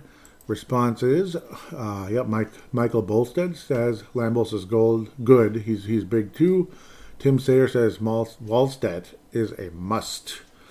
Need to get the game-changing goalie. I agree 1,000,000% there. I mean, I'm really, really hoping. That's a first-round pick that you need to connect on, not a whiff. I was really in a mood, and I could go on all night. I was like saying, wave goodbye to Matt Dumba, he's done. I wish Goligoski and Merrill were too. Horseshit extension. Yeah, for both extensions, I should have said that. Stupid. Wouldn't miss Kulikov one bit either. We can do better. Hashtag BTWMN. Got some responses. K-Fangirl, that would be Jody Hulvey, says, I'm not too sold on Fiala too, way too inconsistent. I agree. Yeah, the whole left fielder Jock Jones nonsense. There is that. I've kind of cooled on Fiala since that night, where it's like I'm still Team Fiala, blah blah blah, and then it's like you analyze it, you sit down, and you hear what people have to say and all that, and it's like, you know what? Yeah, you know what? He's probably gone. He's probably gone, like it or not. And again, you look at the indicators of how things were handled starting late last offseason and into today, like into the trade deadline and after that with the extensions and such. Fiala is gone. They've made the decision, like it or not. But hopefully you can get a valuable asset or two in the trade. So that's the hope. I was telling Jody, I don't blame you. So many of these guys didn't show up. It's insane. Trying to see who's like, no, I hate that damn thing. Won't respond. Okay, good. So, yep, we each liked each other's comment there. Nick Lane says, fire Bob Woods first. Yeah, I am not against the possibility of a coach or two being gone. Cajo says Fiala too. Yep, and I understand. He probably is gone if we like it or not. Yep, I understand. So, apologize if I'm kind of replying late to some of you. I had some other rants and going on, but some of that stuff, if I follow all of that and we get a lot of back and forth conversations, this will go on forever and it'll probably bore listeners. We're just having a conversation. So we'll get to the hashtag BTW. I might look into some of that in a second, depending on how many questions and comments come out. But there's the Derek lightning round for sure. I don't know if there's a Tom Hayen lightning round in this one or not, but really appreciate Tom sharing the last few episodes. Really appreciate you, Tom Hayen, and how Derek shares them as well. Thank you so much. Derek, at Crease and Assist. He started blogging about the Minnesota Wild many, many, many years ago, starting with the Sports Daily. That's where he is now, and he was then, and he's been with other publications, including Gone Puck Wild and such, and others that, some things, some of them have better management than others. We'll leave it at that. Gone Puck Wild is okay now. Maybe way back then, though, it sounds like it wasn't so good. Maybe I'm airing dirty laundry, and I apologize. I don't need to do that. At least that's what I hear. So, Derek says, Minnesota Wild offseason has begun. And yeah, Gone Puck Wild I like now. Yeah, obviously I'm happy with what they do, and I've been really lazy about writing, but of course I've been doing a million other things. Derek Felser again says, offseason has begun. Do you have a question on the mind? Ask at Brave the Wild. Tag your questions, hashtag BTWMN, and ask as many as you please. And yes, ask as many as you please. Wow, lots of retweets there. Thank you for that. Really appreciate all of you, and thank you, Derek, so much. At Crease and Assist. Check out Crease and Assist. Just Google that. You'll find him right away, and he's got some awesome stuff to say, and talking about the prospects, and talking about, evaluating players in the season, and frustrating this and frustrating that, which there's very much of. So highly recommended, of course. Keeps up with a lot, and probably got some nice articles coming up, I'm sure, especially as we head into the off season as well. Derek leading off in center field or second base or whichever position you'd like to play. Derek, you're the leadoff hitter here. Much as the Twins are in first place in the weirdest division ever, in the weirdest first place team I've ever seen. Sorry, I had a little sip of some LaCroix here. It's not a plug, but it's nice to have. I'm not drinking beer right now during a show. Maybe if it was nighttime, but no. Derek says it certainly appears as though the Minnesota Wild are going to part ways with number 22. Of course, that's Kevin Fiala. 90. I know you guys know that. Do you think there was a disconnect between him and GM Bill Guerin, or were the extensions to Merrill, Greenway, and Goligoski to blame? There may have been a disconnect a long time ago. I think last year's negotiations were like, I'm sick of this SOB. I think they were uglier than we want to admit. That's the feeling I got through all of this. It felt really negative. I think last year's negotiations did not go too well, and it's like, even Michael Russo. I'm trying to remember which podcast it was, or if he was on Barrero or PA. Paul Allen, locally, or straight from the source, or the worst seats in the house. It's one of those 4 outlets, but it's Michael Russo regardless. Said basically once they had, this was like the point of no return, so to speak. Once they went to arbitration, and it was just like, here, 5.2 or whatever, 1-year deal, and that was it. That was it. That was the end. And that if the Parisian Suter buyouts did not happen last summer, that Fiala would have been traded last summer for sure, because the cap was actually going to be worse. The cap hit was going to already be bad immediately because they were still here, and the cap hit was already bad. So the chances of extending Fiala last season without doing the buyouts was game over. That was an opportunity to have him for at least a year, and maybe, hopefully, somehow, some way things work out one way or another, or you can trade him for a haul, so to speak, and hopefully we can do that, since odds are he is going to get traded. And there will be bidding battles because, yes, they know we have to trade him, or that we're going to trade him, but people are going to bid. So it's luckily not going to be a lowball situation. Like, oh, you got to get rid of him, huh? Here's a 5th-round pick. Ha, ha, ha. Yeah, this is not Mike Riley. So it's not Mike Riley. And getting a 5th-round pick for Mike Riley at the time was okay, because Riley appeared to be one of those quad A type of guys. He really did. If you need to know what a quad A player is, of course, quick reminder: it's a guy who's right on the border of like the top minor league team or the major league team, and he's great in the bottom, he's great in the minors, and just can't crack in the pros, in the major pro. So that's what that is. Sorry for babbling so long. Next question, and some of these are going to be awfully fun. They're all good. They're all very relevant, but some have a little added fun to them as well. Derek says the Minnesota Wild have 3 defensemen with no move contracts. NMCs. Number 46, that'd be Spurgeon, Brodin, Gala frickin' Goski. Gala Goski. Can you imagine Gala Goski is no move? Why? Doesn't that drive you nuts? When will this organization learn? They shouldn't give out no move contracts to players over 30, like it's Halloween. Yeah, like in the little bag, like a little piece of candy. Oh yeah, no move contract. There you go. Here's your treat, you little SOB. No, I'm just kidding, young man. Yeah, it wouldn't be a knife in the heart for me to trade Jared Spurgeon. It really wouldn't. It really wouldn't. And obviously replacing him is not easy in terms of, yes, we have some wealth in the grapevine, but a lot of them are not ready yet. They're very green. It just drives me nuts that you can't look at that. You can't explore the possibility and see what happens. Goligoski, though. Really, a no-move contract for frickin' Goligoski? For what? For what? I don't understand. Goligoski? No-move contract? That makes no bleeping sense. It's politically incorrect words. Enter them in. Ones that start with an R and end with a D. It's not good. It's not good. It really isn't. When will they learn? Looks like never, my friend. Looks like never. The legendary Derek Felska continues. Yep, I hope you like that. Yeah, we had fun with that when he came on. And yeah, I mean, obviously having Derek on is so awesome. Schedules are funky, with me. And once the lawn service kicks in, they get more funky. Oh, my phone's making funny noises, but that's how it goes, because I didn't turn the damn volume off, sorry.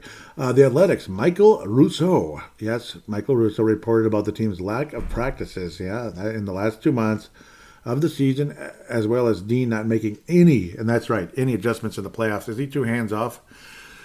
Yes, I think he's 2 hands off. The early indicator of Dean Evason being 2 hands off was the very, very first game he ever coached. Remember when he stepped back and let them, and it was the strangest thing ever. His first ever game as head coach. He just kind of stepped back like during a timeout, didn't say a word, and he just kind of let them talk it over. It was kind of weird. Remember that? He got more hands-on than that, but there need to be more practices. There needed to have been more practices. He got, to be blunt, Dean Evason got his ass kicked by Greg Berube. He got his ass kicked by him, and that sucks. Greg Berube is a Stanley Cup winning head coach of a team that was, in a drought since they started, about a 50-year drought, right? 50 years, 52 years, right? 67? 67, 68. So it's a 62, 52, whatever the heck. A big over 50-year drought for the city of St. Louis at the Stanley Cup. Ironically, both teams went on miniature playoff runs because it was like a little easier back in those days. The conference finals really early. I think the Blues went to the Cup final really early, right? And then they got beat by Boston in one of them and Montreal in the other, if I remember correctly. Interesting, huh? But why am I going off in all these weird tangents? I apologize. But no, bottom line, the lack of adjustments made Dean Evason look really bad. It made him look really bad. You have options, you have ideas. Be creative. It's not about being cute, it's about being creative. It's about, Greg Berube had lines that were dominating and doing a great job, and he still made the changes, and guess what? It still worked. You don't want to be like Mike Yeo, who'd panic every 10 seconds, it seemed like. Oh, we got to change this. Oh, we got to change that. See, Mike Yeo went too far. Mike Yeo was the other side of the equation. And Boudreau was, unfortunately, Boudreau was in the middle of some complete bullshit, pardon my French, where there was a lot of petty bullshit going on, like with obviously Ryan Suter. Every time, and that's why Ryan Suter was always gassed, and I used to blame Mike Yeo for that. I'm sorry, Mike Yeo. I here publicly apologize for that, and that's why Ryan Suter told him, yeah, you can't do anything. You ain't bleep or whatever. You can't do bleep to me. And that actually happened, supposedly, at one point during Mike Yeo's tenure here. And that's why Ryan Suter would lead the NHL in ice time. And that's why Suter was always gassed in moments that we'd lose. We'd give up huge goals, and Suter was gassed out there. I still remember that soundbite very, very well. Suter was gassed out there. It was one of the post-game press conferences, whatever. And there's a reason why Suter was gassed, because he's a selfish SOB who, should be gone. And thank you, Lord, he's gone. Now that I continue my tangent here, because I could go on forever. This may be a 6-hour show if I keep going, but things like this set me off because it's complete BS. I was leading towards something, and now I'm kind of blanking on what it was. But generally speaking, the whole situation there left Bruce Boudreau, Mike Yeo, Torchetti as basically sacrificial lambs. As there was a no-win situation for them. There was literally a no-win situation for them in one way or another. Just pure dictatorship, absolute dictatorship that ruined this team for so long. And unfortunately, some of the other young guys weren't exactly anything all that special either. They certainly didn't live up to the hype or anything like that. The Coyotes need a writer's grant. Unless I could go on all day, I better stop babbling and get back where I need to be. Sorry, I almost broke my computer here, waving my hand around. Sorry. Okay, this is fun. Derek Felska says, because of the Derek Felska lightning round, says, if the Wild were a lawn, because yes, lawn service, spring cleanups. Spring cleanups are when you dethatch the grass and pick up all the excess junk from, left over from the fall and into the winter and all that. Hopefully you did a good fall cleanup the year before, otherwise it's going to be much harder. Okay, if the Minnesota Wild were a lawn, what kind of lawn would they be? Sandy and scrubby, tall grass, or something else? They would be sod. Because I was thinking about that when I was reading that this morning. I was in Target, actually. Just real quick, stepping in Target, and I saw this because Derek was putting out the bat signal, as we call it. And I think they're sod. You know what sod is? How it's that it almost seems like artificial grass, but it's not. It's like grown and it's rolled up, and you put it down when you're starting new grass, this and that. But it's like it's already grown. It's not grass seed that's built up, long term, and then it's strong and it lasts forever. Sod is the kind of grass that if you're not constantly watering it, and then the sun comes out, it starts to get warmer. It dries up and it dies. Get it? You got it? Once it gets warmer, because the sun comes out, and it's starting to get warmer, like later months, yeah. It dries up and dies, but it looks absolutely spectacular though before that. And if you're watering it like religion, basically, it looks absolutely spectacular. It's perfect. Everything is so perfect. You got Kaprizov, you got Fleury, you got Brodin and Spurgeon, you got Foligno, you got the grief line. This team is unbelievable. 113 freaking points. 113 points. Oh my God, that's more points than the '89 Calgary Flames. Stanley Cup champion, President's Trophy team that just steamrolled through the NHL and won the Stanley Cup in '89. You know, more points than that club. More points than this year's Calgary team. Well, I'm picking to win the cup. Yeah, that team. And then they quickly dried up and died. Yep, that's the playoffs game. That's when the sun came out, for real. They weren't getting watered nonstop, as in, well, making changes or something. Yeah, they're sod. Okay, next one. That was awesome, Derek. Thank you. Nice creative question there. Thank you. That was cool. I was like, yes, when I saw that one. Derek says, what moment do you think was the turning point in the Minnesota Wild series against the Blues? Definitely game 4. Game 4 for sure. Game 5 was a kind of a continuation of it, and Game 6 was the grand finale. You know, like, yeah, you know what I mean? The grand finale, everything is just kablooey, basically, at the end. The course of Game 4, though, yeah, I mean, it's just like, you kind of had a sneaky feeling, yeah, this is going to be a long series. It'll be okay. Game 5 was the ultimate turning point, I'd have to say. Game 5 was when the Wild were doing well. It's 2-1. You know, Kirill Kaprizov is scoring, you know, and he's just dominating, looks like a superstar, and then everything just completely stopped. And then the Blues just kind of took control of the game from there on. That's the ultimate turning point, but 4 was kind of the general turning point, if that makes bleeping sense. Sorry if I'm babbling a little too much. Tom Hayen jumps on boards and says, too many questions and none of them comfortable.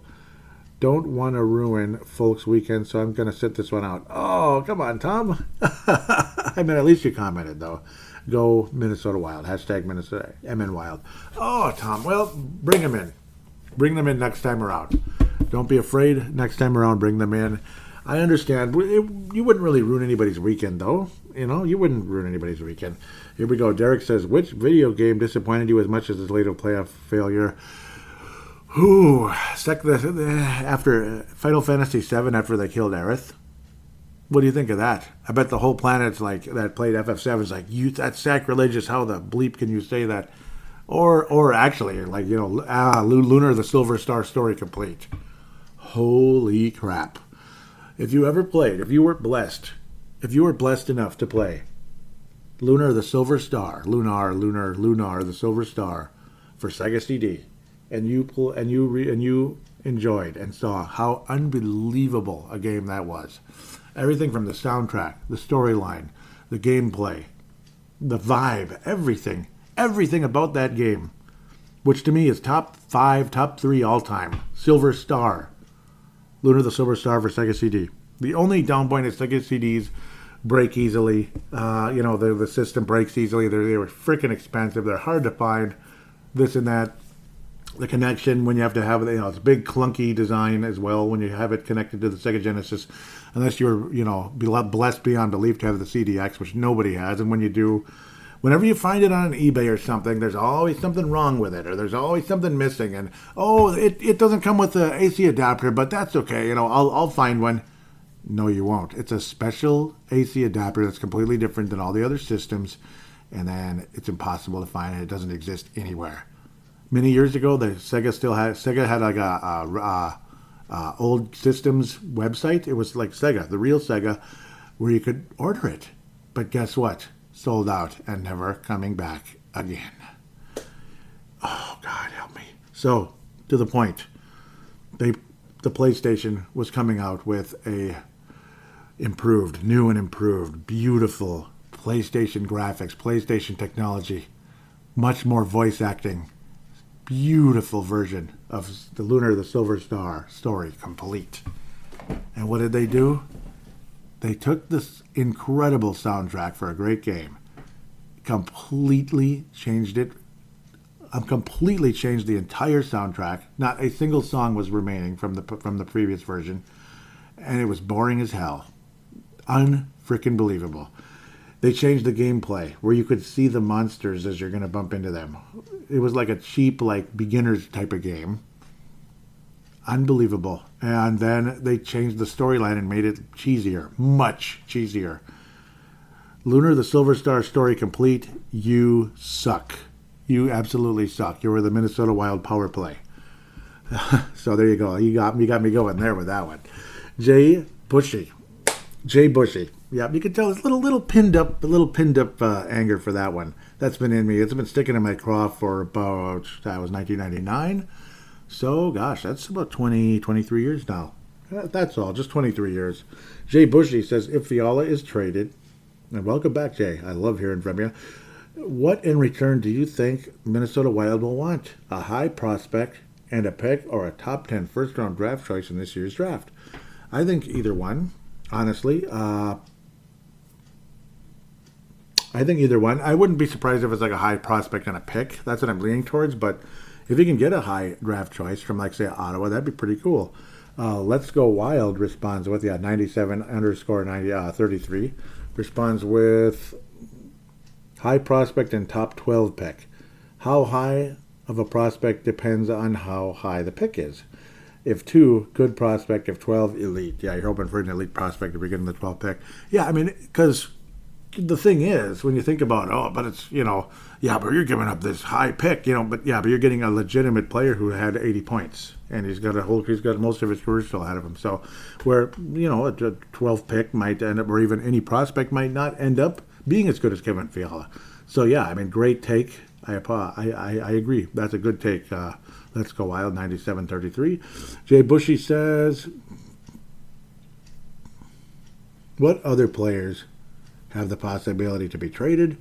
Greenway, there's always that chance. It's always kind of looming. Greenway, there's always a small chance. Dumba, of course, there's always a possibility, but his trade value is not where I'm sure we'd want it. Tyson Jost, there's a small chance there. As weird as that might sound, there's a chance. Foligno, I think, no. Jules Arsenault, no. Zuccarello, probably not. But you never know. Probably not. Goudreau, he's not expensive and they love him and whatever. Leading candidate, and you know what? Here's the next one. And this was brought up on the Soda Pod. And unfortunately, I agree. Are you ready? And I did mention it in the first segment. Calen Addison. Calen Addison might get traded. Very possible because, it depends on what you're going to do with Matt Dumba.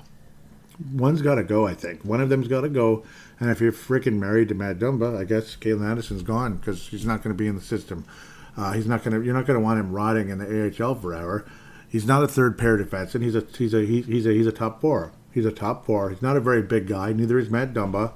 Matt Dumba gets hurt too freaking much, and he's too expensive. I'd personally move for Matt Dumba. And let's go, Calen. Let's see what you can do. Let's go. That's what I would say. That's what I would say, and I would do. But unfortunately, I got a feeling they're going the opposite direction, which sucks. Brodin and Spurgeon have the no-move clauses, blah, blah, blah, and their contracts are very high. Brodin at $6 million, I think, is worth every penny, except in the bleeping playoffs. I almost dropped an F-bomb there. You could hear that one coming out. Dumba, $6 million. I'd take Brodin in a heartbeat over Dumba. I think most people would. In a heartbeat over Dumba.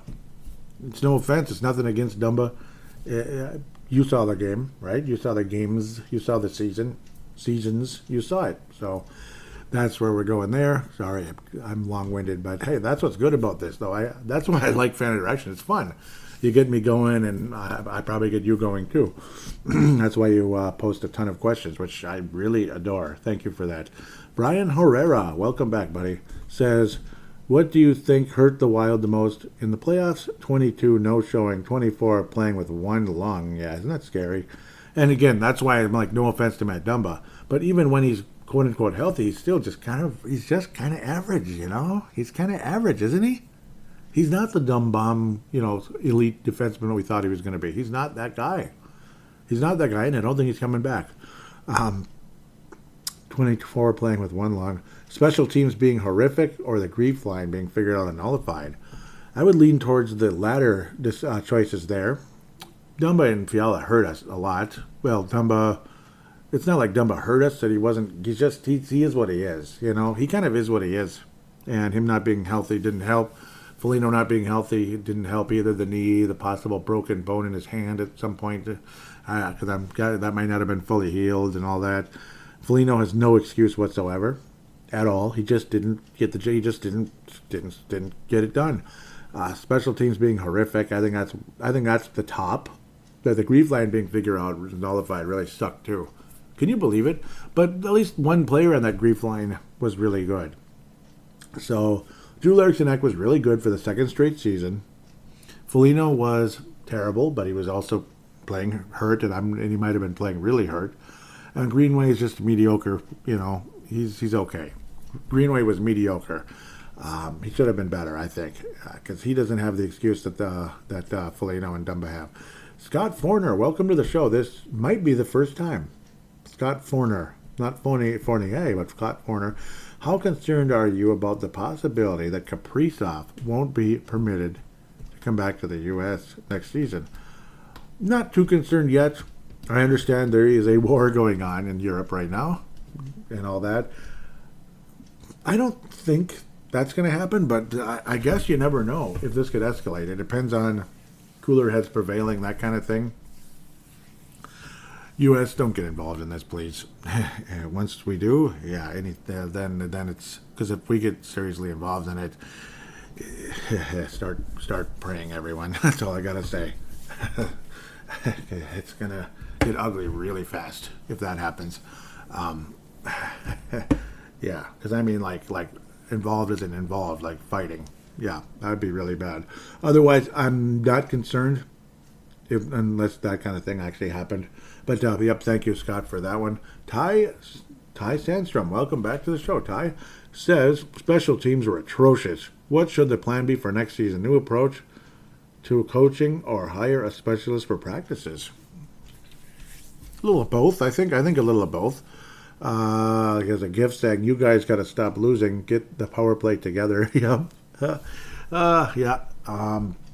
Basically, though, I think it's a little bit of both. They have to approach coaching differently. You have to be willing to make adjustments without panicking and freaking out to the level Mike Yeo did. God bless Mike Yeo, but I think he panicked too much, where Everson was the other extreme. It'd be nice to have some kind of friendly medium. There has to be some kind of change, and I wouldn't be against a possibility of one or more of the assistant coaches being let go. And sacrilegious as this might sound, I'd even go as far as to say, and this is going to irk a lot of people, I'd even say, depending on how things are, even a possibility of Darby Hendrickson. I mean, he's been here forever, and he's been here through all of that other stuff that took place. All of that other stuff. Sometimes you just got to have new blood you just got to have new blood. Sometimes you do. And I love Darby Hendrickson. I'm not calling for his head at all. I'm just saying, could that be a possibility? Frankly, if it was up to, I would love to have Darby Hendrickson be a member of this team as long as he is in the NHL as a coach the rest of the way. But I don't know what I'm hearing right now. That was noisy. But it's kind of hard to say, generally speaking. I'm not calling for his head. Don't worry.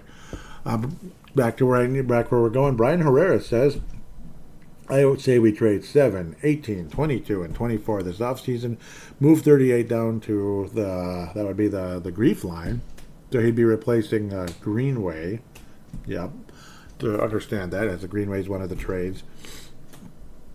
Raise Jost, that's number 10, up to the top line with 97 and 36. Interesting. Yep. 97 with, Zuccarello and Kirill Kaprizov. Bring Rossi and Addison up. Re-sign the Flower and Middleton. Move Freddie to DeHame, DeWare, and find a vet winger for Rossi and Boldy. That's cheap. Your thoughts? I think that's pretty good. That's a pretty good parlay there of possibilities. I'm not against that at all. And obviously Kulikov, I don't know how tradable he is. Dumba, I don't know how tradable he is. Greenway is tradable. His contract isn't ridiculous, and he's got that size and the skill, but he never frickin' scores. Like once in a million years, he scores. So he's part of that. He kind of has that. It's the younger generation. It's not the Coyle Niederreiter one, but it's still part of that group. It's kind of like the remnants of that old guard.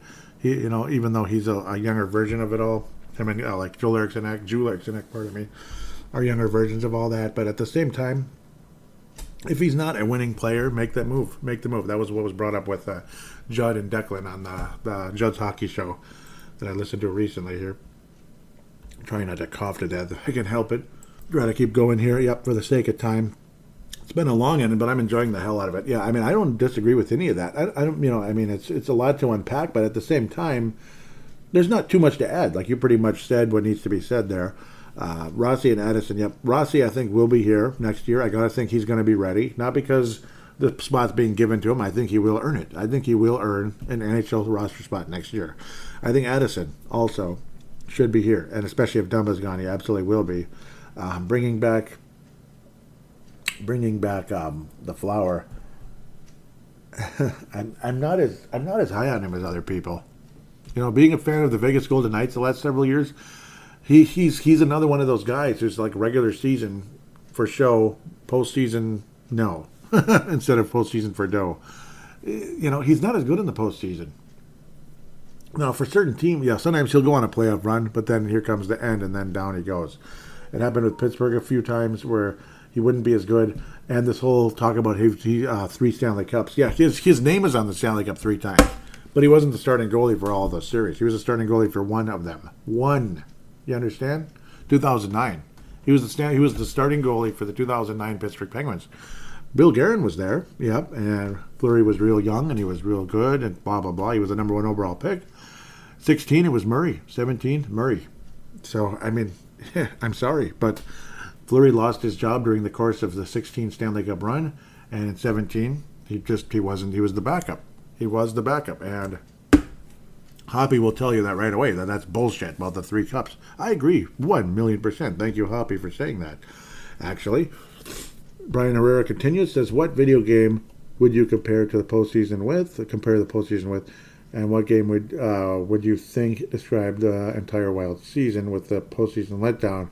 Mass Effect 3 comes to mind for the latter, and E.T. for the former. E.T., where all the build-up and the excitement, and then it's super disappointing, right? E.T. for Atari. All the huge build-up in 1982 for that game, and it was a huge bust. I'd say how it's led like the postseason letdown, that's definitely Final Fantasy VII. Final Fantasy VII. What an amazing, amazing game Final Fantasy VII was up until when Aerith died. And then after that, it was just kind of And then the ending was not that great. Some of you might disagree. I thought it was kind of lame. I thought the ending was lame on FF7. So I'm sticking with Final Fantasy VII, generally speaking.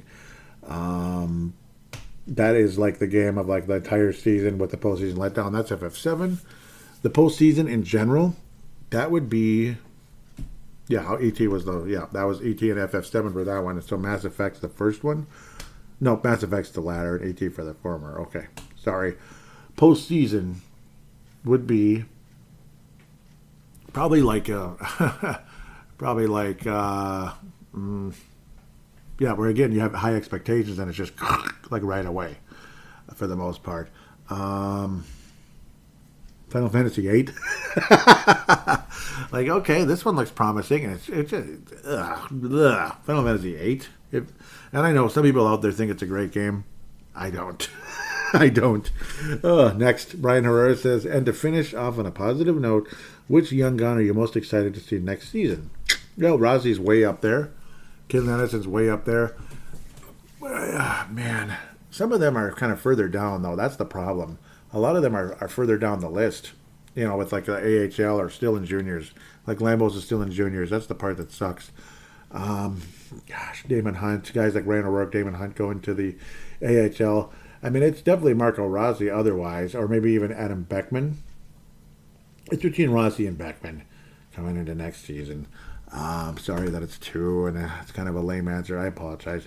Kyle Marlowe, welcome aboard, says, who or what will be the surprise move Bill Guerin makes this offseason? Man. If humanly possible, I mean, maybe we'll actually trade Dumba. But of course, that's not a huge surprise. Oh, man. I'm trying to think, because like something that might surprise people. Oh, man. Maybe it's Zuccarello. Maybe Zuccarello says, okay, you're getting too comfortable here. But then again, why would we punish Kaprizov? He's the one who did a great job. Shoot. I don't know. Damn it. This is a tough one. Because, yeah, that's punishing Kaprizov when he didn't do anything. Kaprizov didn't do anything wrong. But maybe it is a surprise move because Zuccarello didn't perform in the playoffs back-to-back years, in a sense. Probably the one that would surprise most people just because would be Greenway or Dumba. Yeah, people would be like, whoa, you actually traded him. Wow, I think it could be Greenway, could be the surprise. See, Ryan Hartman is a bargain. It'd be hard to trade him in terms of, like, why would you give up somebody with that kind of a contract, even though he sucked in the playoffs? Still, 1.7. I mean, it's insanely cheap when you consider the production he gave you during the course of the regular season. You just wish he'd give you more in the postseason. So we'll go with Greenway for the surprise. Let's Go Wild says yes to Kulikov for literally anything. I wonder who he's responding to. Okay, yeah, he's responding to that Brian Herrera with all those trades. Yep, this actually generated a massive conversation, but I'll mention some of them. So this was the conversation that got going. So, yep, good job, Brian Herrera, and Let's Go Wild, both of you. Yes to Kulikov for literally anything. Why would you intentionally break up the Grief line? 18 played well for us and has way more value to the Wild than his own on the market. What kind of return would you get? Love 38, but I don't think he fits with and Foligno at all. Understand that. Yep, understand that. That's actually a pretty good take there. Talisha Townsell, welcome aboard. I wonder if she's following. Well, we'll see if she does now. I'll give her a follow. Yep. Nice to meet you, just in case you're listening. Grief stays. Our D sucks. Bill Guerin better fix our D if we're keeping both Talbot and Flower. Middleton. What does this mean right here? Clipboard Middleton? I wonder what she means there. Maybe it means Middleton. Keeping Middleton. Middleton, Kulikov for... Oh, okay. Yeah, Middleton and Kulikov for Gudas. Okay. Use number 36 and 38 and 89 to clear cap and get draft capital and prospects. Nearly $9 million cleared from the New York Rangers. Trade number 22 for Holtz and Yeager. Sign Mekayev to play with number 97. That's interesting. Yeah, that's interesting. So Holtz, of course, that would be the New Jersey Devils. Interesting. Interesting idea there. And then, Let's Go Wild says, wait, you're saying trade them all to the Rangers. Why is that? So the money, Talisha responded with, if McBain would have signed, we could have moved someone for Grief. I don't think Guerin moves big rig unless it's for draft capital or an equivalent prospect.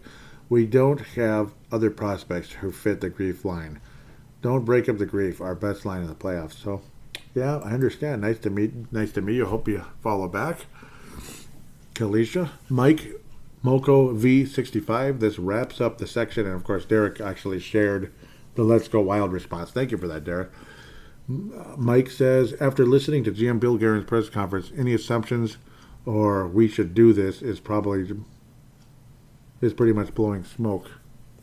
Any assumptions? It's mostly like, he pretty much said without saying that Fiala's probably gone. Like, there's nothing we can do pretty much to keep him, even if we want to. Like, we'd love to keep him, but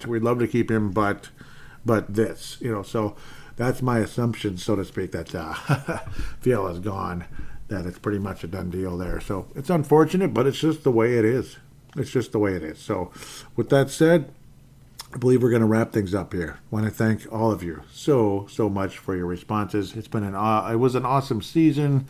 It was a crappy ending. It was really frustrating. Looks like there's a notification. Let's see if I got a response to something. Okay, that was just a like. Okay, that's fine. Thank you for that. Jay Bushy liked Mike's tweet there, apparently. So cool. But no, generally speaking, really appreciate your listenership during the course of the season.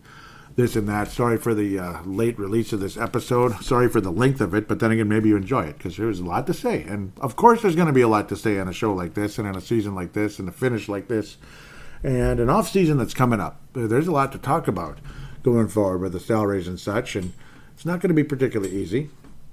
It's definitely not. Delorier, is he coming back? I don't know. Blah, blah, blah. We could go on forever. Bukestad, I don't know.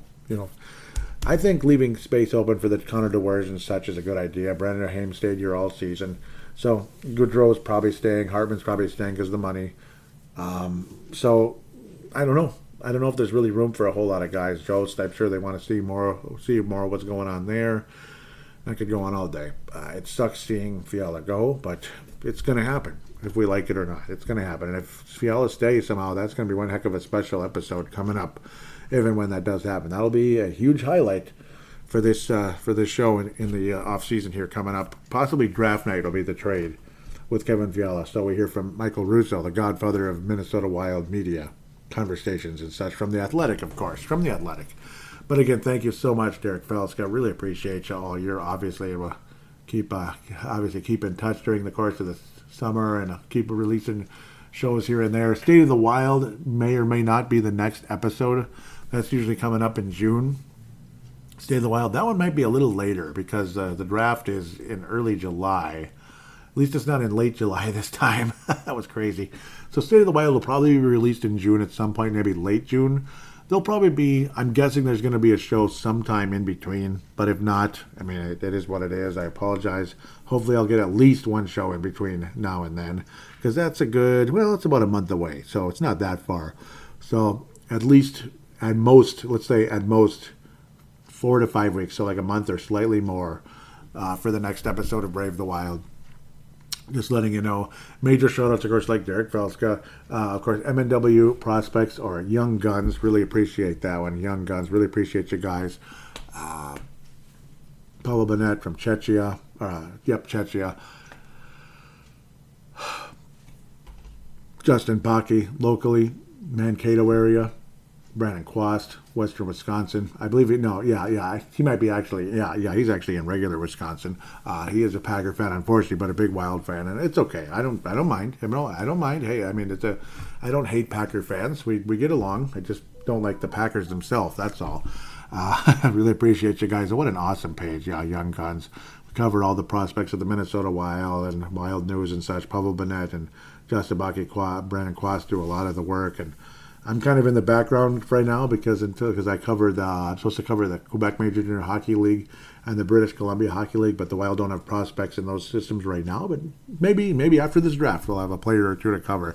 I enjoyed the hell out of doing that, and I'll be back on that. Otherwise, I'll keep plugging the show, plugging the page, and retweeting and liking and sharing and all that on Facebook and all that, and Twitter, this and that. So really appreciate you guys. Huge shout out to Minnesota Wild Global, Scott Cavendish, Chad Walski, Michael Fick, Chance Kostek, David Kostek, David Abraham. Really appreciate you, all of you. Kathy Main. I could go on forever. What an awesome webpage. Really appreciate that. Patrick Turner, also Minnesota Wild Nation. Major shout out there as well. I think that's it. I think that's about it, other than I'll just have the links to the podcast for the ads this time around. I mean, because nothing's been clicking with those, and it's frustrating. And of course, crypto's just not doing well, and really nothing's doing well with all the BS going on out there. Just nothing's doing well. So I'm just going to leave the links there. If you want to click on them, go ahead. Would help the show very much if you would click on them and kind of go from there. I'll just leave it at that. With that said, have a wonderful next couple of weeks now that it's actually real spring. Enjoy the real spring. Hopefully it lasts longer than 5 seconds and it is at 90 and humid. Unfortunately, today it's very chilly on Saturday morning and Saturday afternoon during the course of this show's recording and release and all that. Saturday evening. Blah, blah, blah, blah, blah. With that said, wishing all of you again a wonderful spring. Talk to you very soon. And until then, take care and God bless.